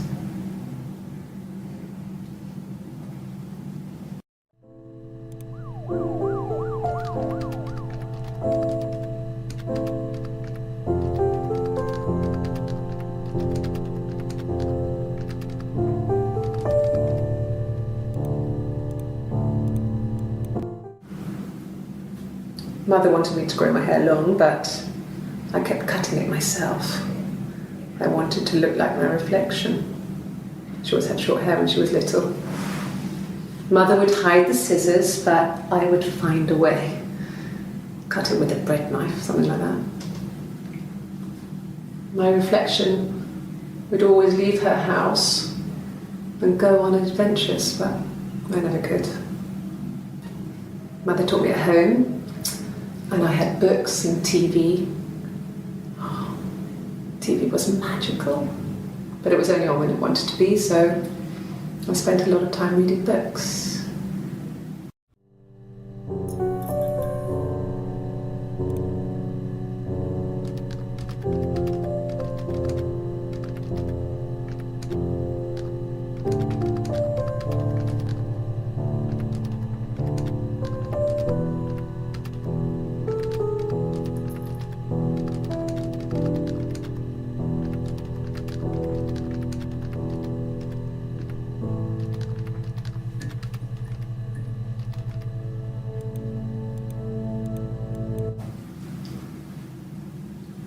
I wanted to see my reflection. I thought that if I touched her, something would happen. We would become one girl. The fairy tale was over, the witch was dead, and I'd be restored to my rightful place.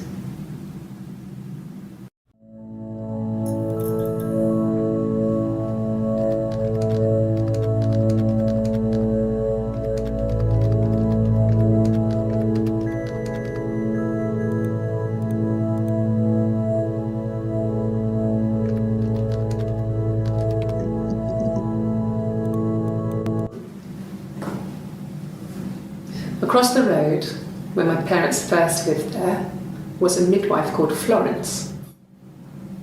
When Hannah was born, I was born at the same time. The midwife was there to help. I'd been throttled by the cord, probably wrapped around my neck by Hannah. The midwife told my mother I was dead, but I wasn't. She wrote all this stuff in a diary. Amazing what people will admit to on paper.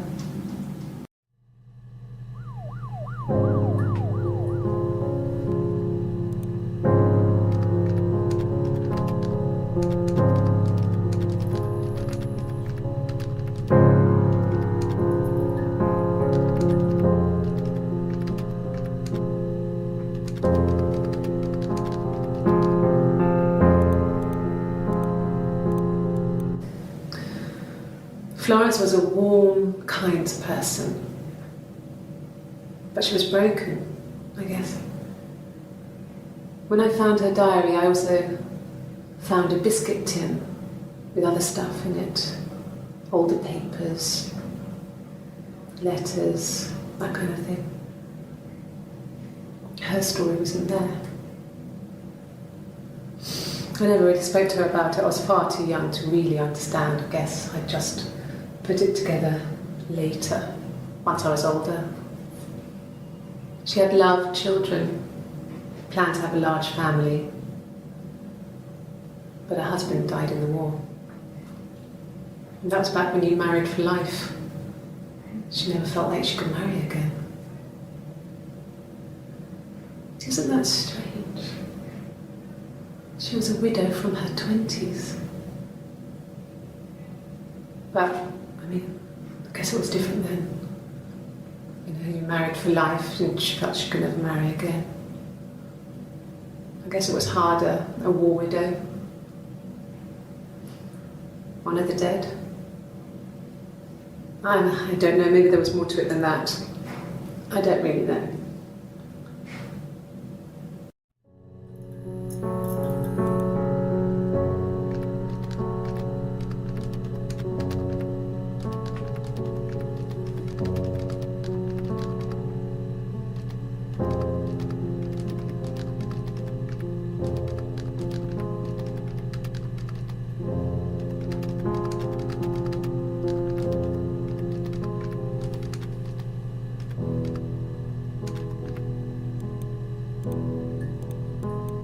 No. It was just me and her. It was the name they were going to call their first child. They talked about it and were going to try when he came back. Florence's family had a history of firstborn girls, so they were convinced it was going to be a girl. It's hard to know if this is all true. These are stories I remember that I read when I was a child. Maybe I misread, maybe I misunderstood. Sometimes it's hard to remember what happened last week.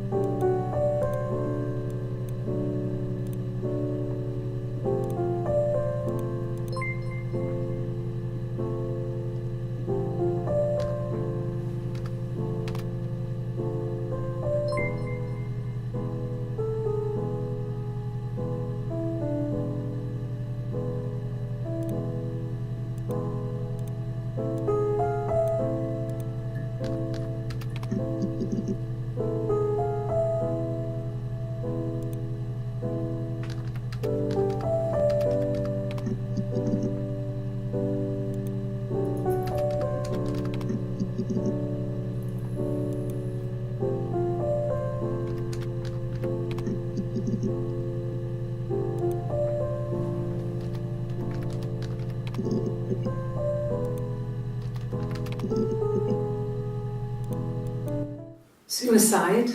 No. I mean, he would never do anything like that. He is not the kind of person to do anything like that. I mean, to hurt himself? No.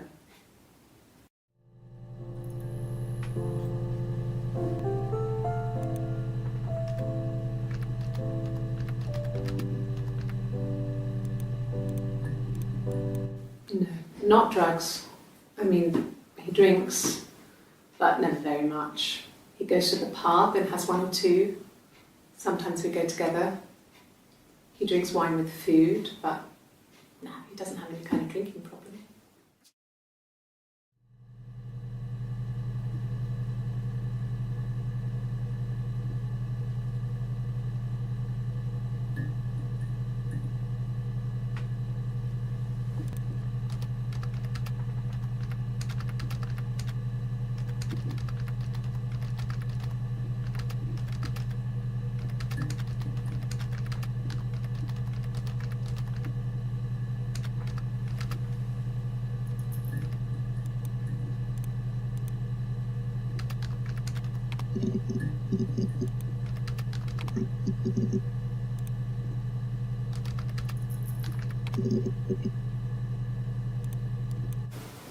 Oh, my tattoo. I got it to express my individuality. It's an apple and a snake.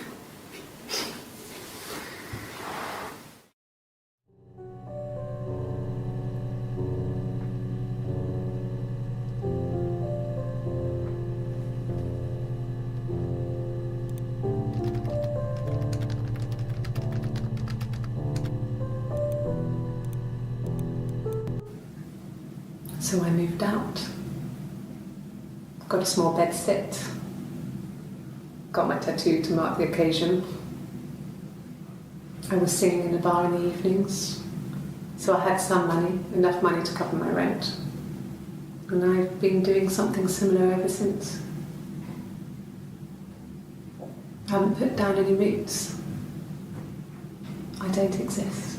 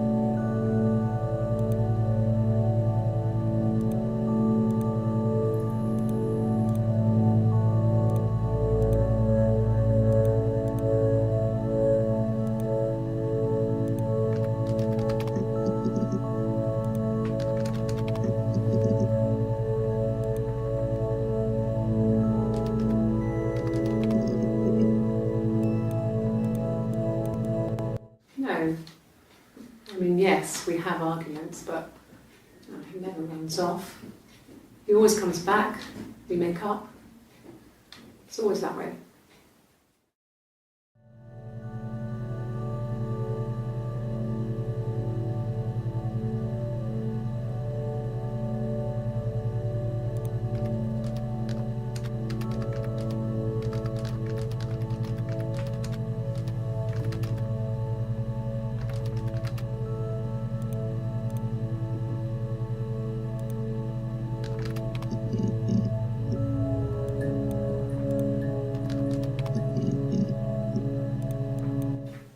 Really? Go on then, take the cup, run your fingerprints, they'll match. Fucking do it.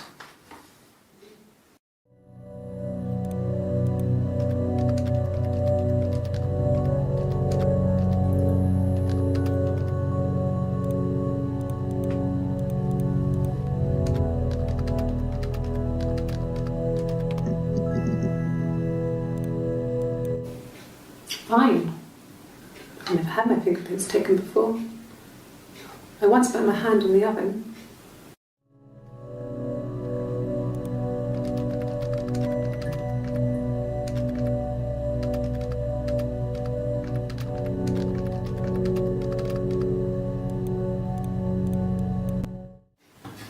Fingerprints.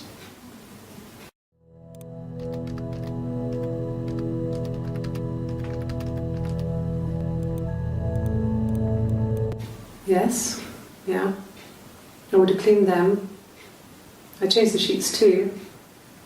With the fingerprints in all those places.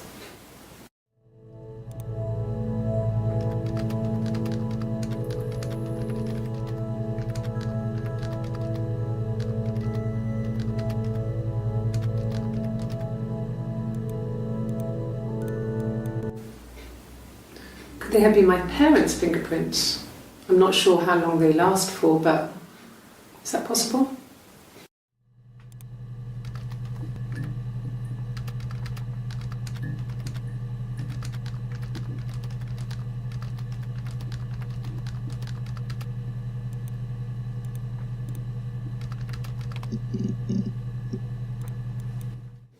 Okay.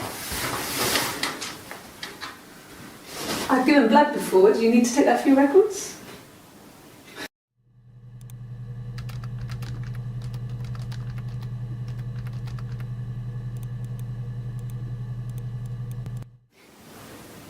Nothing like this has ever happened to me before. The blood. It's probably the worst thing that's ever happened to me.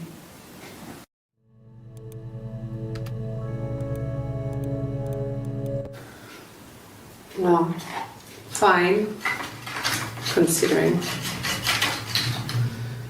I got back into the house today, and that was weird, knowing your people have been there through my things. It's like I've been burgled. I mean, worse, obviously. I don't know. I haven't looked in the cellar yet. They sent a cleaner in. As good as new, he said. But they had to throw some stuff out. Couldn't get the blood out. And I'm still waiting to hear from the coroner so we can get a date set for the funeral. It's going to be a cremation. So,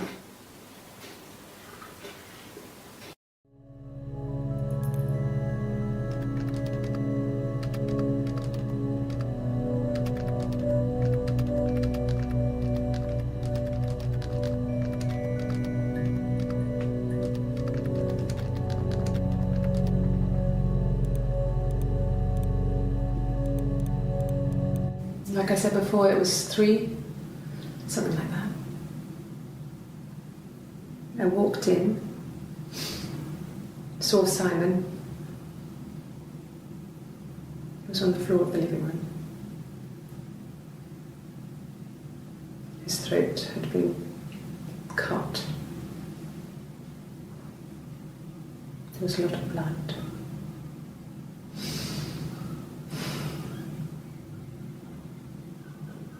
Yeah, he was dead.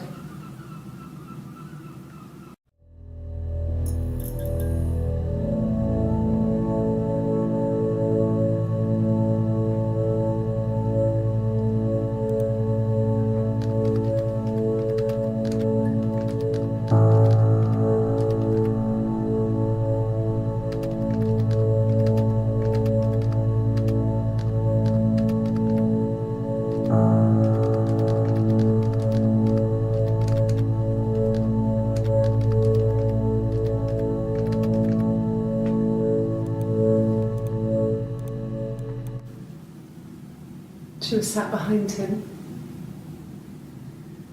She had my wig on. And she'd been there all day.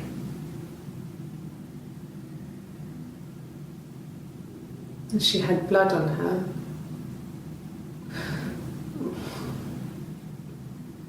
And she was in shock.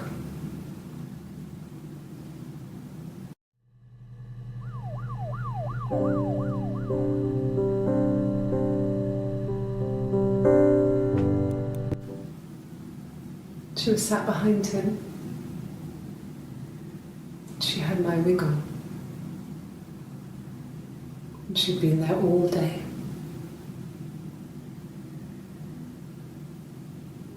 And she had blood on her.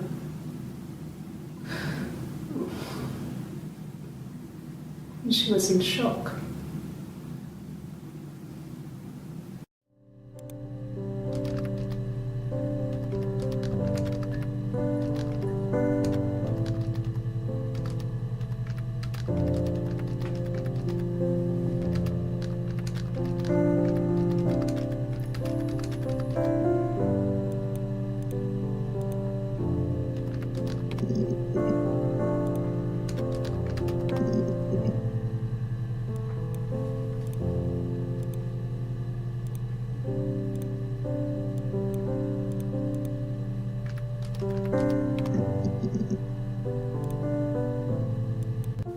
No. I'm not sure what strange would be, but he hasn't been acting odd. He's been busy at work, but nothing too stressful.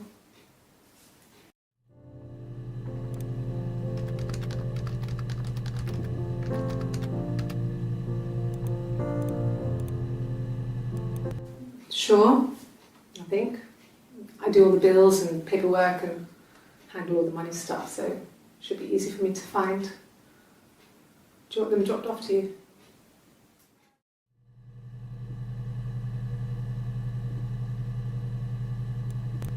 Sure, I think. I do all the bills and paperwork and handle all the money stuff, so it should be easy for me to find. Do you want them dropped off to you?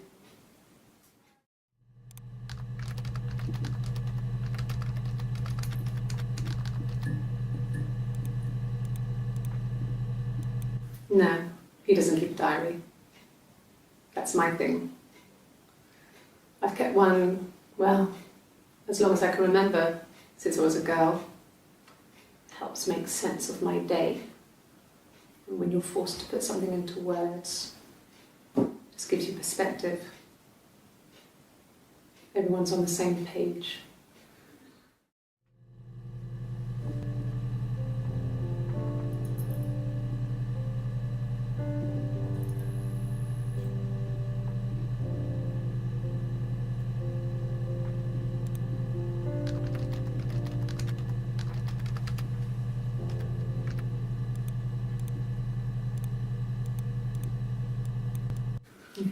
Thanks. Please find Simon. I love him so much.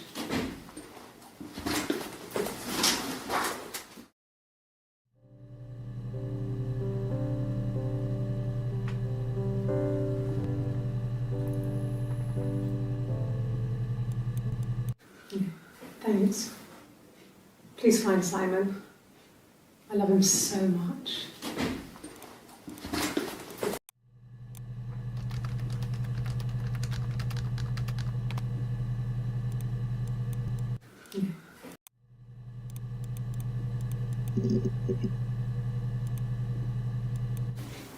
I haven't been into work. I guess I've just been waiting to hear from you, hear from my husband.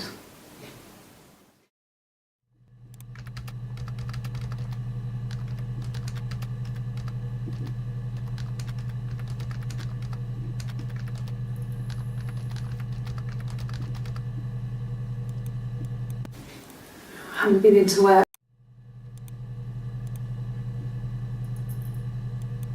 Bruce? Oh yeah, no, it's nothing. I was going through the top cupboard in my kitchen and the chair slipped and I kind of hit the door with my face.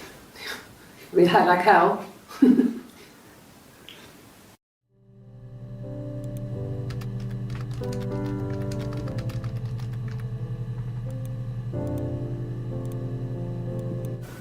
Okay, I'll try my best to remember.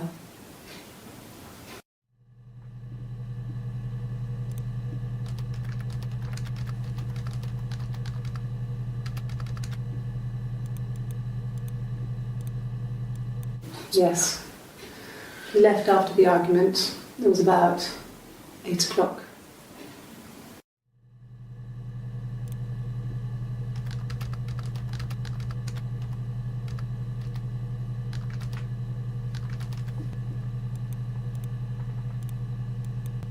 Yes, that's my birthday.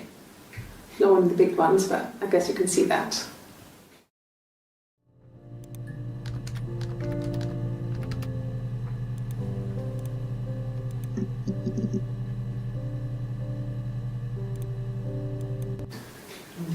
Yeah, I guess.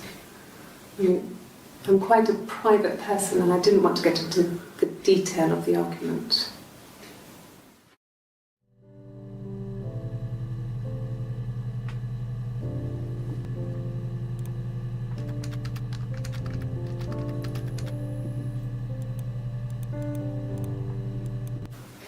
It was my birthday, like you said. We were going to have a meal at home. We had our meal. He gave me his present. I guess I didn't like the present.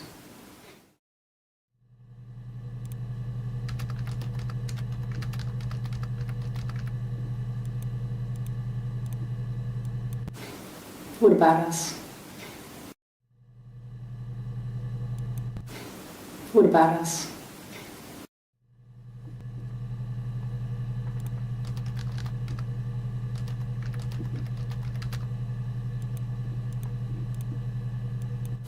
At the time they said it was poison, food poisoning. I mean, I felt so guilty. If I'd still been at home, maybe I could have done something. I don't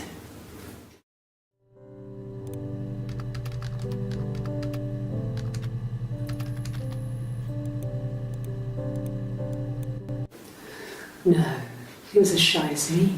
I asked a friend to ask him out for me. We had our first date at the L.O.G.I.C in North End. We went to see Risky Business.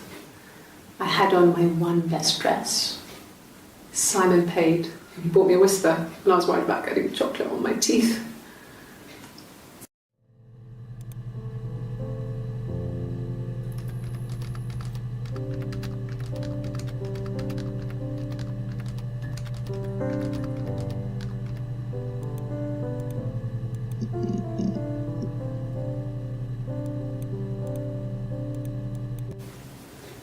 I mean, I don't know.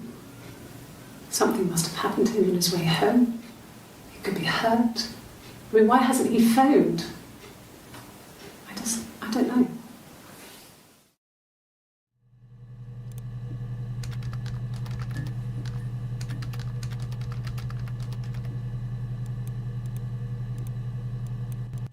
Oh God, I don't know.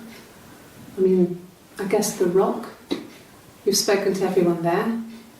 Someone must have seen where he went. I don't know. So many things could have gone wrong.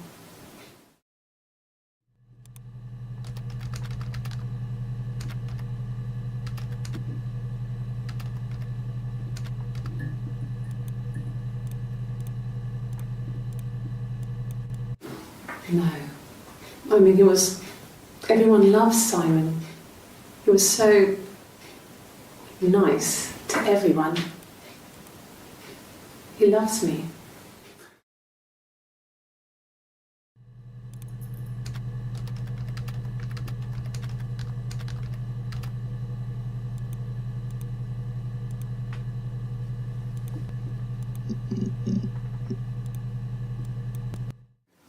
No, it's okay. The other detective has just gone to get me one.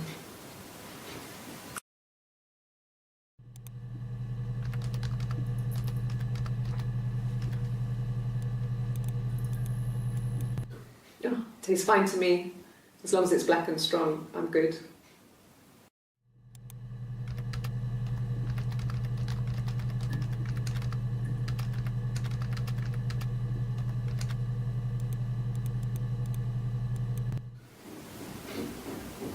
I wasn't in the house.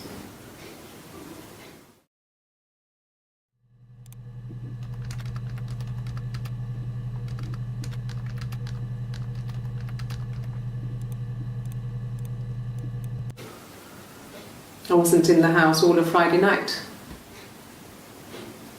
After the argument, after Simon left, I left too. I was upset and I wanted to get away, so I took the car.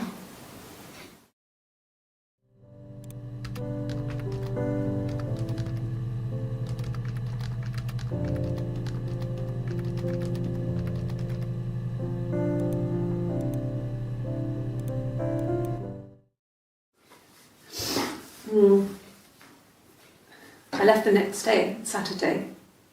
I slept for a few hours in the car. And when I woke up, I came straight back. Simon wasn't returning my calls and I wanted to try and make up. I got back to the house and Simon wasn't there. And I... Is there a bin?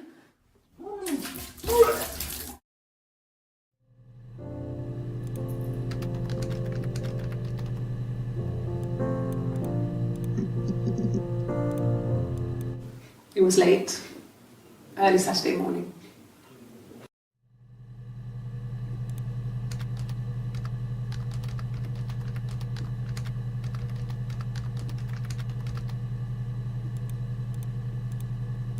Yeah, I pulled over and slept in the car. This was just by the side of the road. I was exhausted.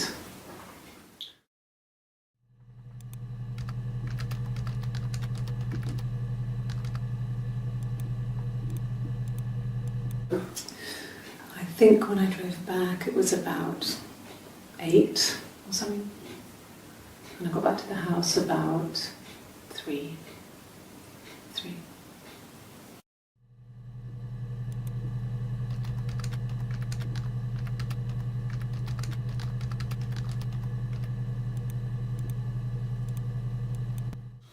When you suspect someone of murdering their husband.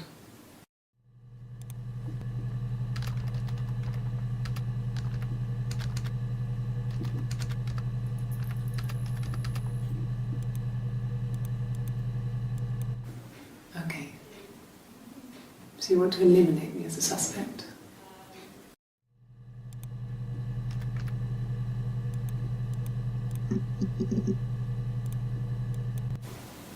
Okay. Sounds weird.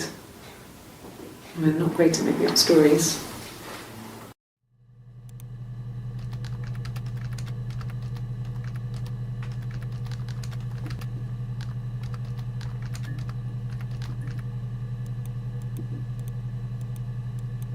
Yes, like a story. A beginning, a middle, and an end.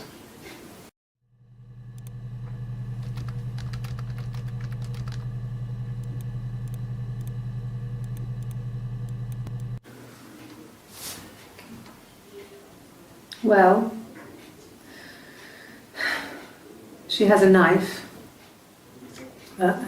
She's been cooking, I guess. She's been cooking him his favourite meal. She's his wife. And he's asleep and she doesn't want to wake him because he's ill. That's why she's sad. Because he's ill and he might die. It's kind of a sad story, so I'm not sure how it ends.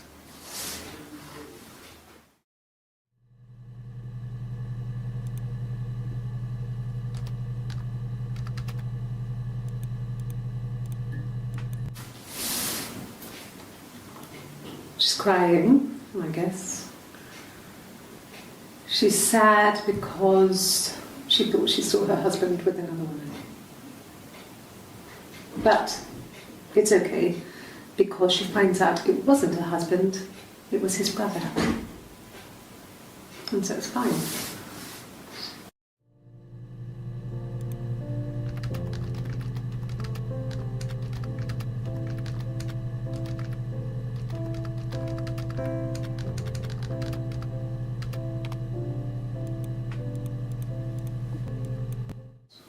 Did I pass? Sorry, I messed it up with all that Rapunzel stuff. Do you need me to do that card again?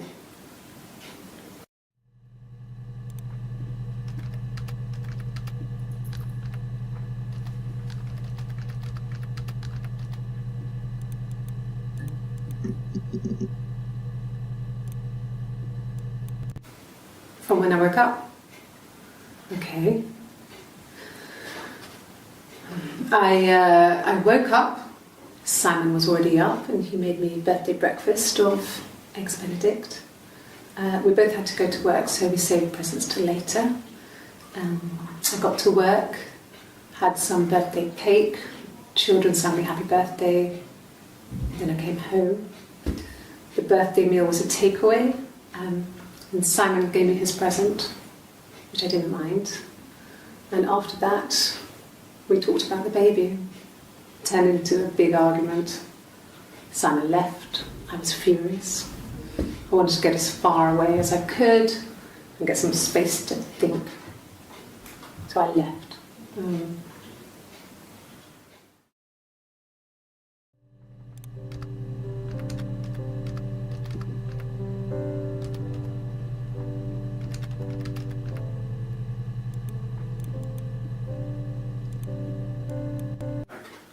I didn't. I slept in the car. I left about 9 that night. I wasn't there.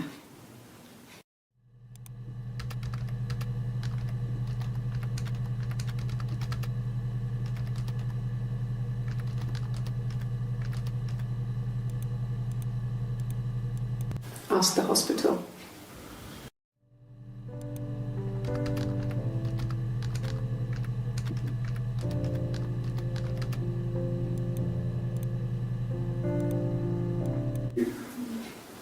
That should eliminate me as a suspect. If I was in Glasgow, can't be in 2 places at once. I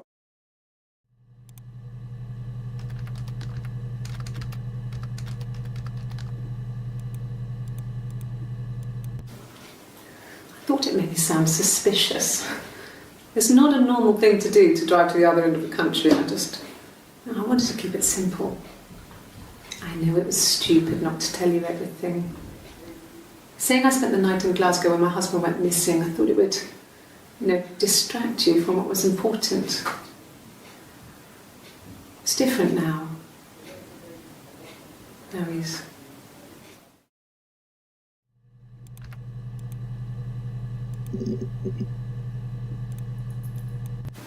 God, I don't know. Could be anyone. Maybe someone followed him back from the pub. But why would he let them in? Doesn't make sense.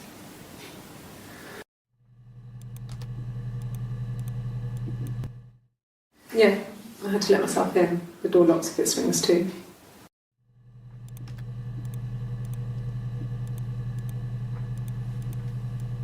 Yes, I always pull it shut and then lock the bigger lock with the key.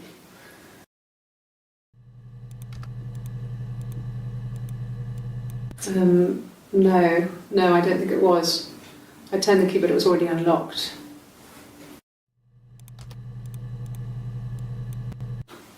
I think so. I mean, to get into our garden, we'd have to climb through other gardens. All the gardens back onto each other, so you'd have to climb over 1, 2, 3 gardens to get to ours. I mean, did anyone see anything? Did anyone see anyone come and go? An intruder?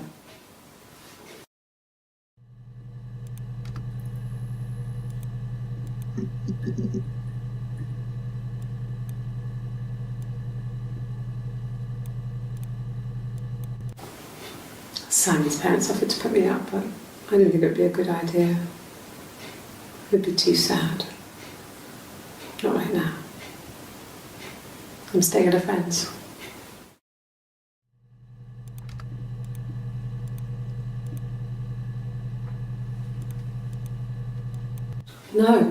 No one has been in the last few weeks.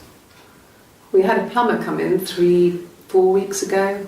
Someone Simon knew from the rock.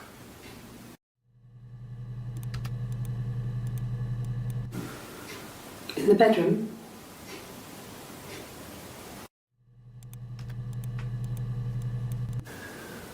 That can't be right. In the bedroom.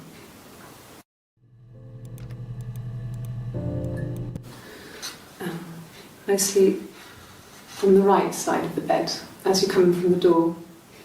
You can tell because I have 2 pillows and he just has 1.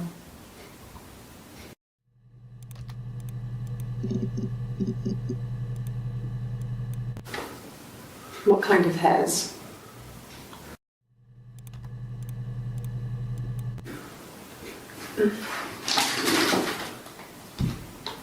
Yes, this is it. He made it himself. It was a special one-off. He made it and decorated it. That's his thing. Where did you find it?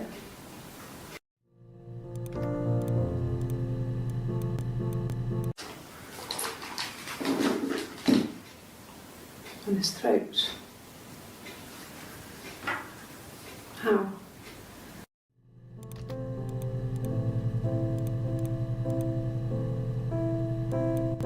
An affair. Simon wasn't having an affair.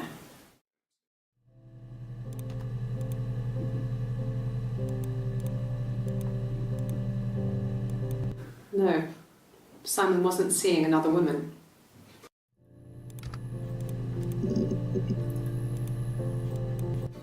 Good, happy. I mean, ups and downs like any couple, I guess, but we've been married for over 10 years.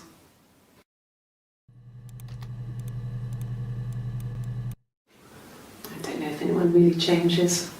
You just become more yourself. Simon was my prince, and that hasn't changed.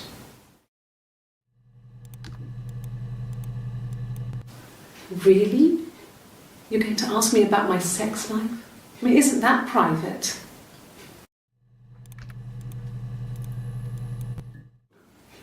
Are you married? How is your sex life? So, our sex life is probably fairly average for a couple after 10 years of marriage.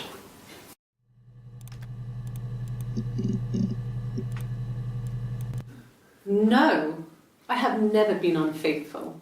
I've never cheated on Simon. No, you're talking to the wrong person if you think I'm some kind of slut. If you think I'm the kind of person that would have had sex with all those guys.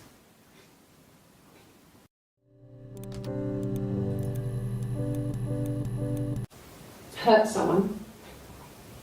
Yes. But everyone thinks that from time to time, right? You just want to lash out. Just the one sugar. Thanks. Is that kind of recording?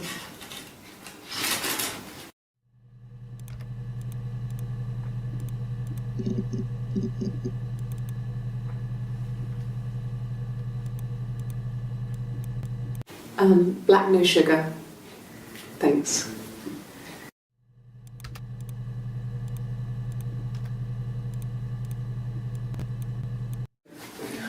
No, I'm okay. Fuck.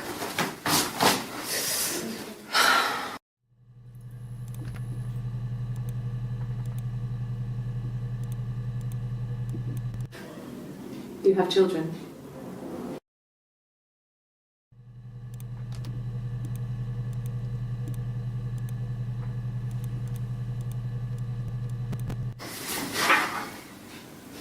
Cute. You must love them very much. What ages are they?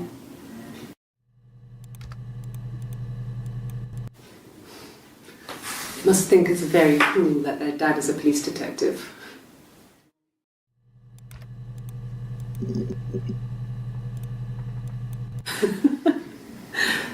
Was he my first?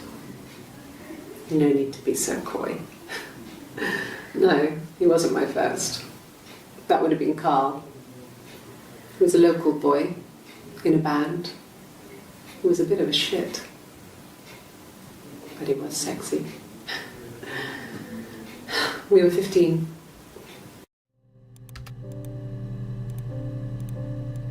No. I was 15. Carl was older. 17, I think. I was really into him, regardless of how he actually behaved. Lots of drunken teenage sex. We did it in a church once. It's stupid. So he got tired of us and we split up after about 6 months. It was sad, but those early experiences, they help you realise who's really important to you, you know? Family.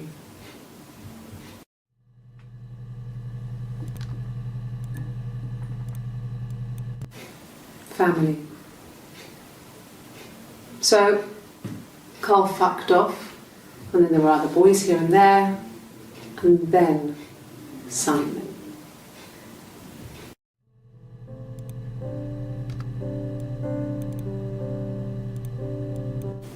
I wouldn't say that. It could be passionate. It's just, it was more than that. It wasn't just sex like I had been with the other boys.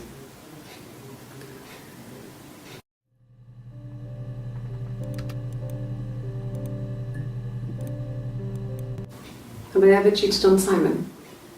You asked that question yesterday.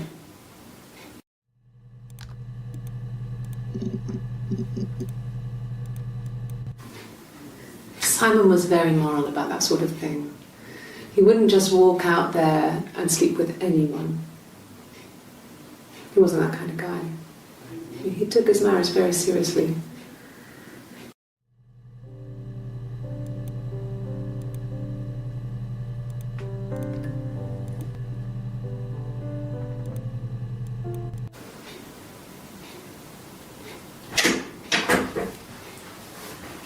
Is that camera recording?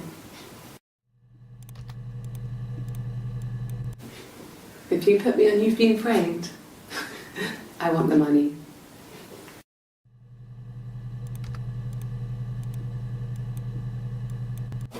Well, I don't know. I probably had to pop out and get something, that's why I was speeding. And that wouldn't have been noted on my timesheet.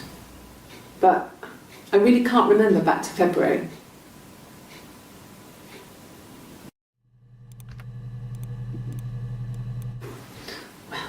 I remember the ticket, of course.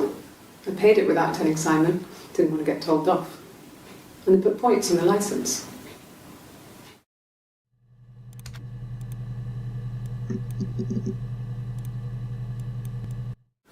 Like I said, I think I was popping out to get something, ran out of something, had to grab something. I sometimes drive too fast. If you want, you can arrest me for that.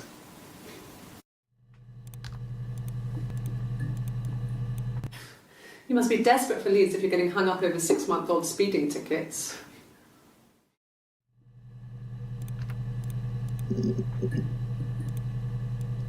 There was a conference, something to do with double glazing, in Oxford.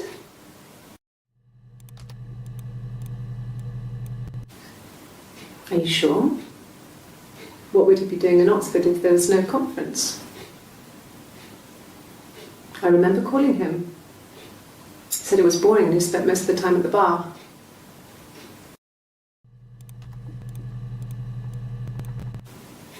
And the hotel said he was there?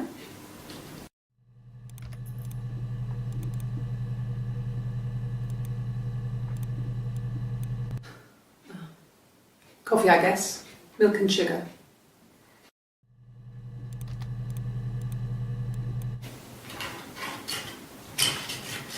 This is the 3rd day running you've called me in.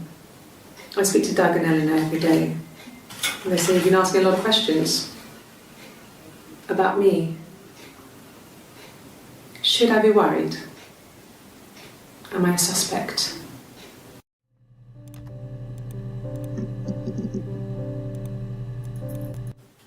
I don't see how it's hard. We've established I was in Glasgow when he was killed. You've spoken with the hospital. For fuck's sake. leave? Are you going to arrest me? No. They'd laugh you out of the building. A lawyer would make mincemeat of you.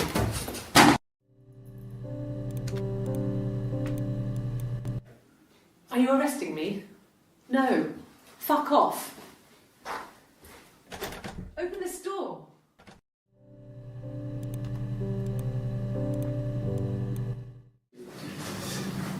This is a nice room. This is where you take people when it's time to arrest them.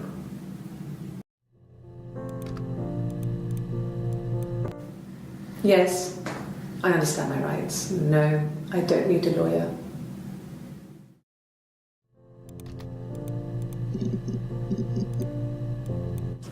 Yes, no lawyer. What are you going to arrest me for?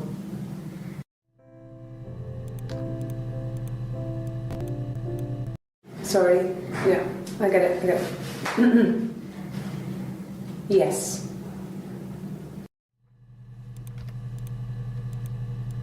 Yes.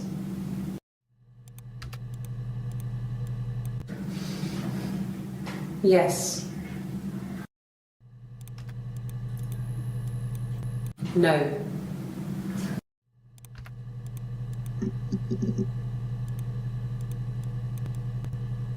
Yes.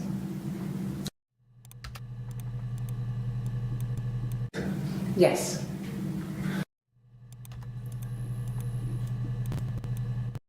No.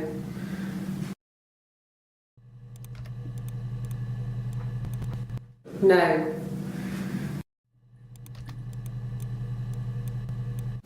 No.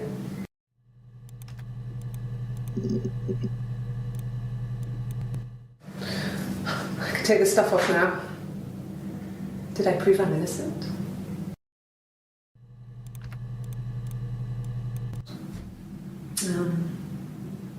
When I was 8, Mother died. She slipped down the stairs.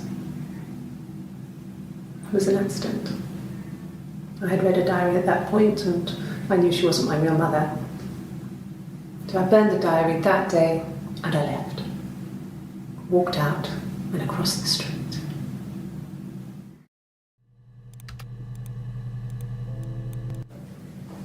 It just became our way of life. We would swap places and take it in turns to do things. And we were very careful. Whoever had been out that day would come back and write a detailed diary so that we were on the same page. We had a list of rules that said what we could and couldn't do in any given situation. It was exhaustive. We lived a second life through those rules. Rules for things that could only ever happen inside our imaginations. We would consider all the permutations of future events and agree rules to walk our way through them.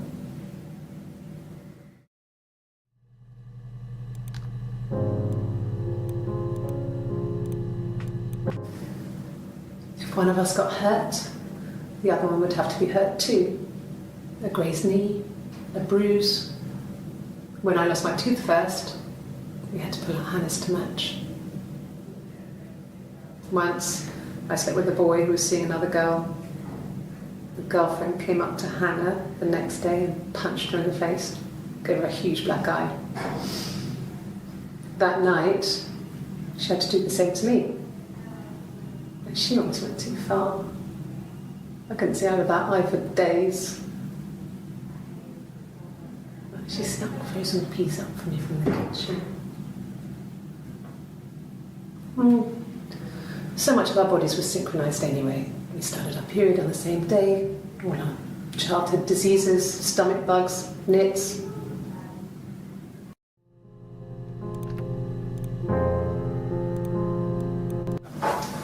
When beautiful people died, we always felt like it was a sign.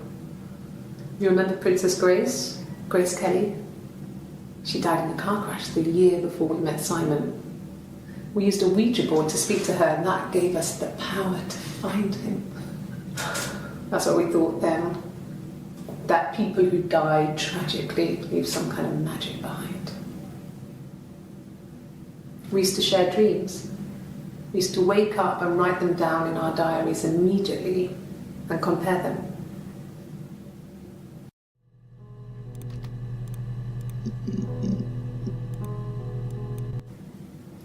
Mum and Dad never knew what was going on, and got so good at it.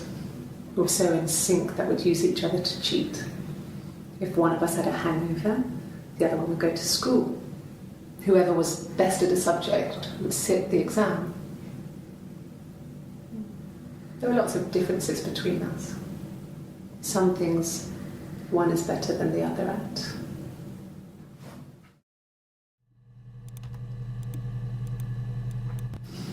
Differences? She's a better driver than me. She passed the test for us. I tried to take it and nearly crashed the car. Learned that you can't rely on confidence to get you through everything. She is the shy one. She was especially shy around boys. If Hannah liked a boy, I would have to pursue him. It was that way with Carl.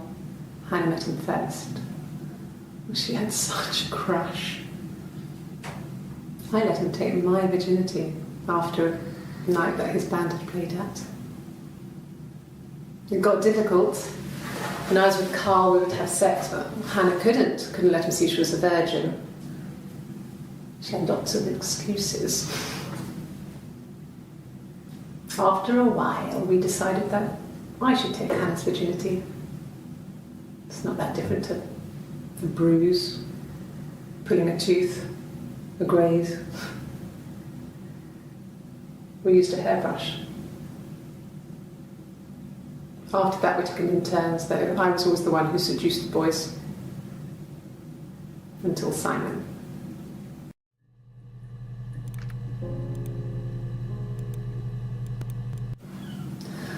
Hannah was so smitten with Simon. She started getting jealous, didn't want to share.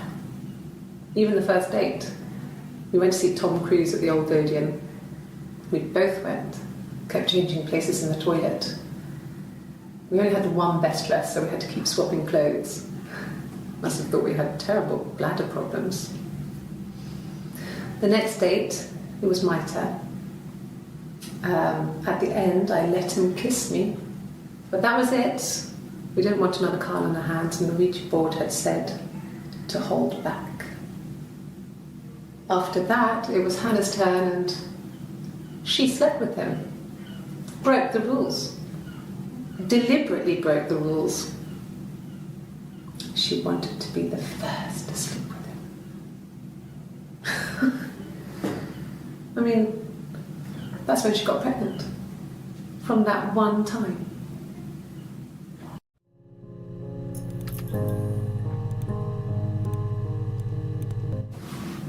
Yes, it was a cremation for the best. We both wore black and had veils, so it was easy. And after the funeral, everyone came back to the house.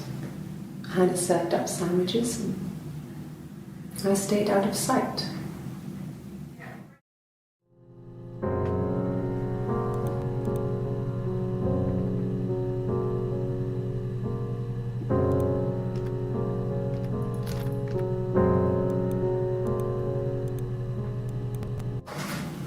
It lasted about 6 months. I tried to carry on, but everything was different. Hannah insisted I not pretend to be her around Simon, let alone sleep with him. We didn't share him like the others.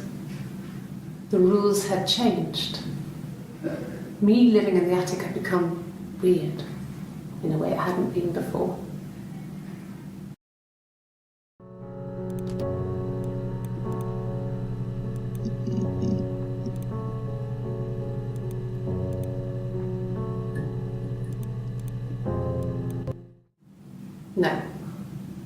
No, he wasn't wearing his wedding ring.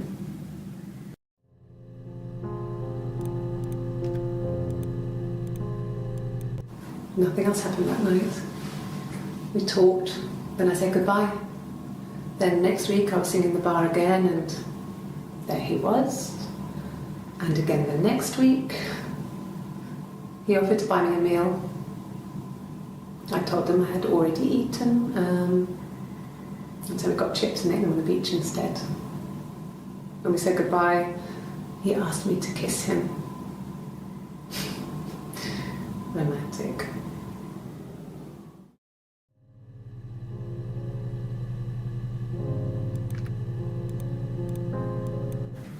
Yes.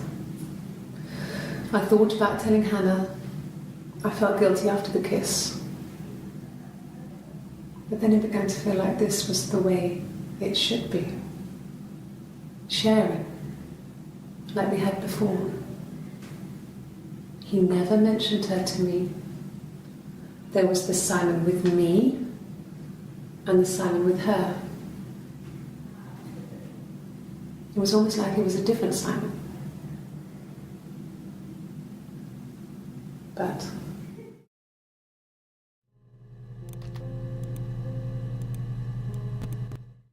after the kiss, the next time, he took me back to the house, to our parents' house, to their house.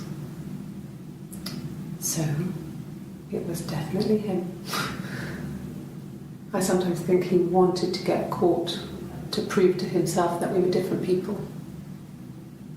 He told me about his marriage, told me how his wife was completely different to me. I almost burst out laughing.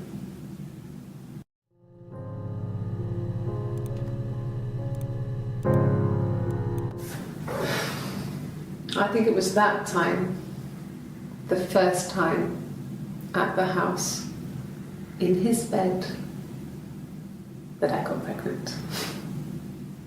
Amazing, right? This fucking magic sperm. And they say lightning doesn't strike twice. I didn't tell him. I missed 3 periods. I had pretty irregular periods anyway, but 3. I had always thought we were infertile. Both of us. I didn't tell him. Just waited. Hannah and I were meeting for our birthday, and I told her because I thought she would be happy for us both.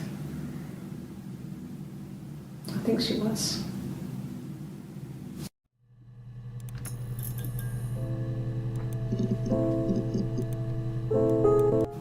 No. I told her it was one of my boyfriends, someone I had met in the bar. I think she was happy. But I could tell she was thinking, why couldn't it happen to her and Simon? They were the ones with the real life. Why not them?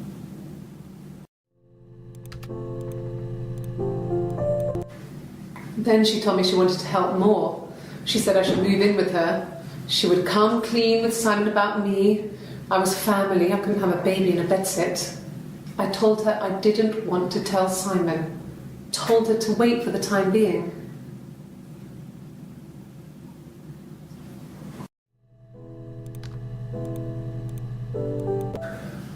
It's like I told you before, I drove. I took the car and drove. I don't have my own car, but I have a spare set of keys. I just drove north. I wanted to think, put some space between me and them. Everything I told you before is true. I stopped at Glasgow. I was tired, exhausted. I pulled out and I hit a car. My car was okay, but I was worried about the baby, so I went to A&E to get the okay. Everything was fine. Slept in the car. When I woke, I tried to call Hannah from a payphone. She wasn't answering. And then I decided to drive back. I had decided that she was more important to me than Simon.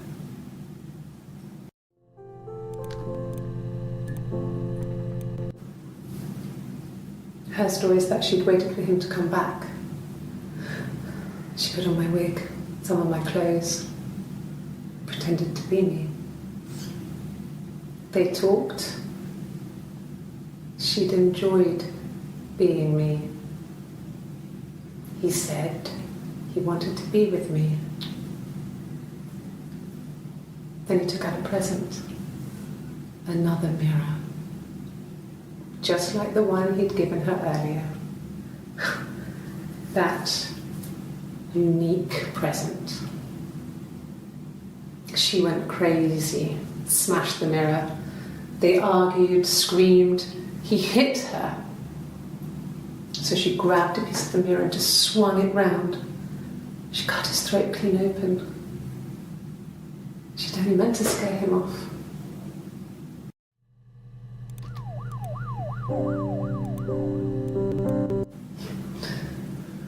Can you arrest someone who doesn't exist?